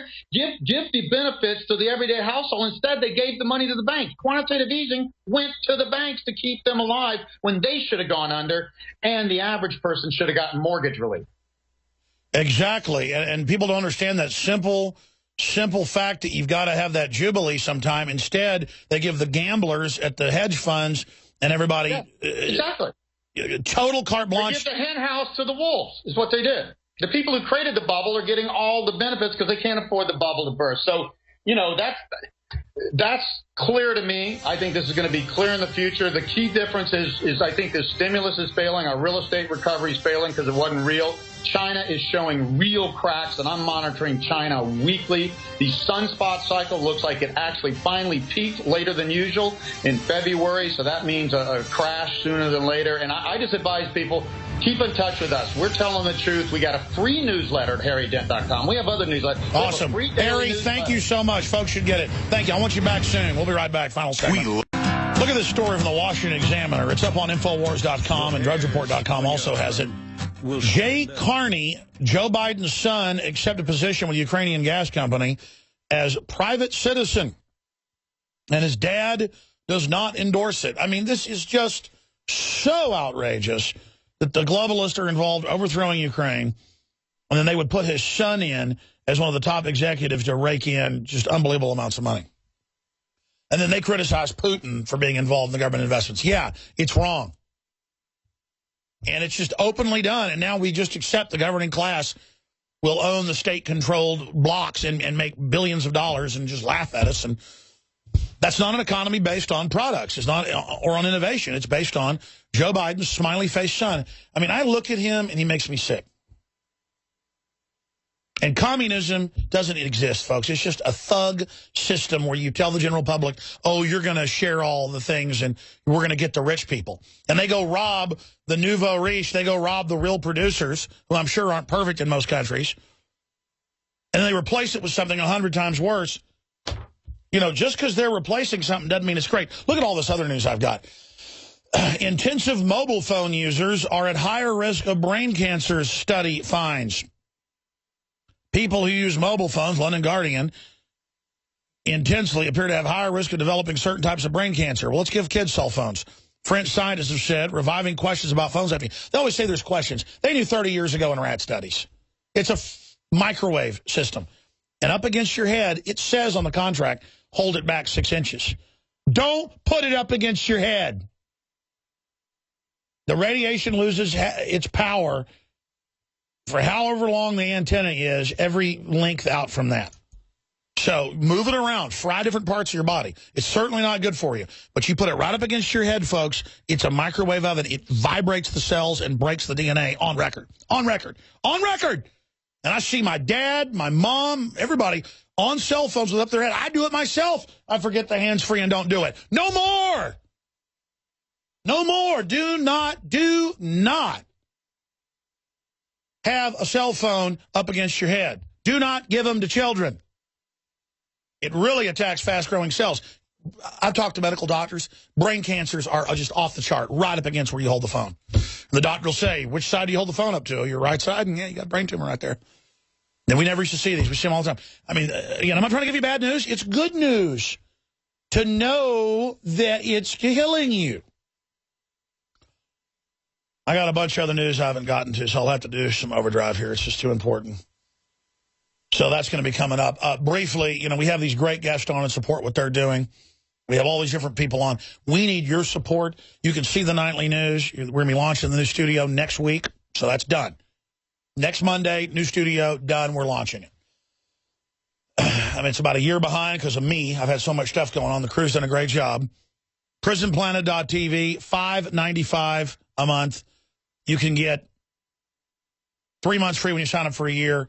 11 people can use your username passcode to log in and watch the nightly news as an archive each day. It goes up after it airs live or after it tapes to air. PrisonPlanet.tv, fund the very tip of the spear in free speech. Please become a member today and share your membership. And thank you for becoming members. We're getting a lot of new members. We are getting a lot of new support, and that's helping us continue our operation and try to expand it. So thank you so much for adding reporters like Staff Sergeant Joe Biggs and everybody else. And finally, don't forget MyPatriotSupply.com/Alex for the best storable foods out there. You're crazy if you don't have them. Get prepared. MyPatriotSupply.com/Alex. They have great customer service. Overdrive is coming up at Infowars.com/show. Live.com today. Nightly News tonight, 7. Stay with us. You know, it might be good just to get rid of cell phones entirely, but they're little handheld computers. If you just joined us, we were breaking down the fact that it's causing massive increases in brain tumors. Here's some of the other news. Over $5 billion and counting for Obamacare website. See, Solyndra, they got in trouble for $500 million. But see, if it's a, quote, website to his buddies and former members of the administration, why $5 billion can be spent on something that doesn't work and that you could build for $100,000. I mean, it's just everything is a scam. Everything is a robbery. And that's why the only thing that has real inflation is luxury items, because you got all these government and corporate people that have stolen most of their wealth, not to be confused with the rest of the corporate and business world that develop stuff. It's two different groups, and the government group and the corporations allied with it are against the free market group, because once they beat that, they've got total control of all the markets. They don't want to compete. They want to shut down their competition, as John D. Rockefeller the first said, what competition is a sin. But it just clicked that this is a scam. It's not a screw-up. Of course it's not meant to work. And from the beginning, they wanted to be able to deny that. I've always said that, and that's been confirmed. That, oh, you know, it's not that Obamacare is a scam, just the website doesn't work. But it was another scam to make $5 billion billion. $5 billion. I know that's obnoxious, but has anyone ever heard of a $5 billion website? I mean, it just hit me how these people are gang raping us. I mean, I have never even imagined. I've got such future shock at this, where now bad stuff happens in the future. I'm just ready for it. I am an idiot. I mean, I just looked at this headline. I saw it this morning, and it didn't click. And then I looked at it and I went, when it was $1 billion 6 months ago, it was a big deal. At this rate, In a year, it'll be $10, $15 billion. What, how about $1 trillion? Hell, if you'll pay $15 billion for a website or $5 billion, why not $15 trillion? How about 89 quadrillion? How about ziggle, zabble, snibble, snibble, gulag, bloggy? And they got numbers that sound like that. How about we put 87,000 trillion zeros on the end of it? How about we give everything in the world to the makers of the website? Because no one seems to care that the people involved in it work for Obama and that it's a giant scam robbing the hell out of us. I cannot believe that just hit me. Ah! I mean, $5 billion! They are taking people's houses, poor people everywhere that can't pay all the taxes and the IRS and the property taxes while saying, give the illegals, you know, free health care because they're God. I'm not even mad at the illegals. Hell, they're getting it. What about this? What about that? I mean, it's just scams on top of scams on top of scams on top of scams on top of scams with a bunch of smiley faces saying they're trendy. Look, Hillary's a woman, so it's okay if she screws you and is a total criminal that wants to disarm us and enslave us. Obama's black, so he can do whatever he wants. I could care less what color he is. I hate him. The total con man. And all the big bankers above him and everything. Let me tell you something. This has gotten out of control. It's not even an elite controlling a lot of this now. It is a bunch of criminals at every level looting the hell out of everything. That's why they don't even care about me. Because why even care? No one cares. It's all a big joke. You know, $5 billion. Folks, they've spent it was less than $1 billion to build it. I remember that. So now how long has it been screwed up? 6 months or something? I don't know. Obama administration is still silent on $37 billion Obamacare tax, endangering Medicare plans. Oh, yeah, it's meant to wreck the whole thing. And these people never get held accountable, so they go, gee, let's wreck stuff more and get more power out of it. Let's screw up Katrina and double the budget of FEMA. I need to settle down. I just genuinely got mad. I've gotten good at not getting mad. I realize we're all being titrated. That's where they give you a little bit of snake poison. They build it up where you can drink gallons of it, you know. They are just totally screwing us. I want my reporters to write about this. I mean, this is a Solyndra scam. It's a bunch of the White House scum running it. Arrest them. Joe Biden's son, all of them. Trash, trash.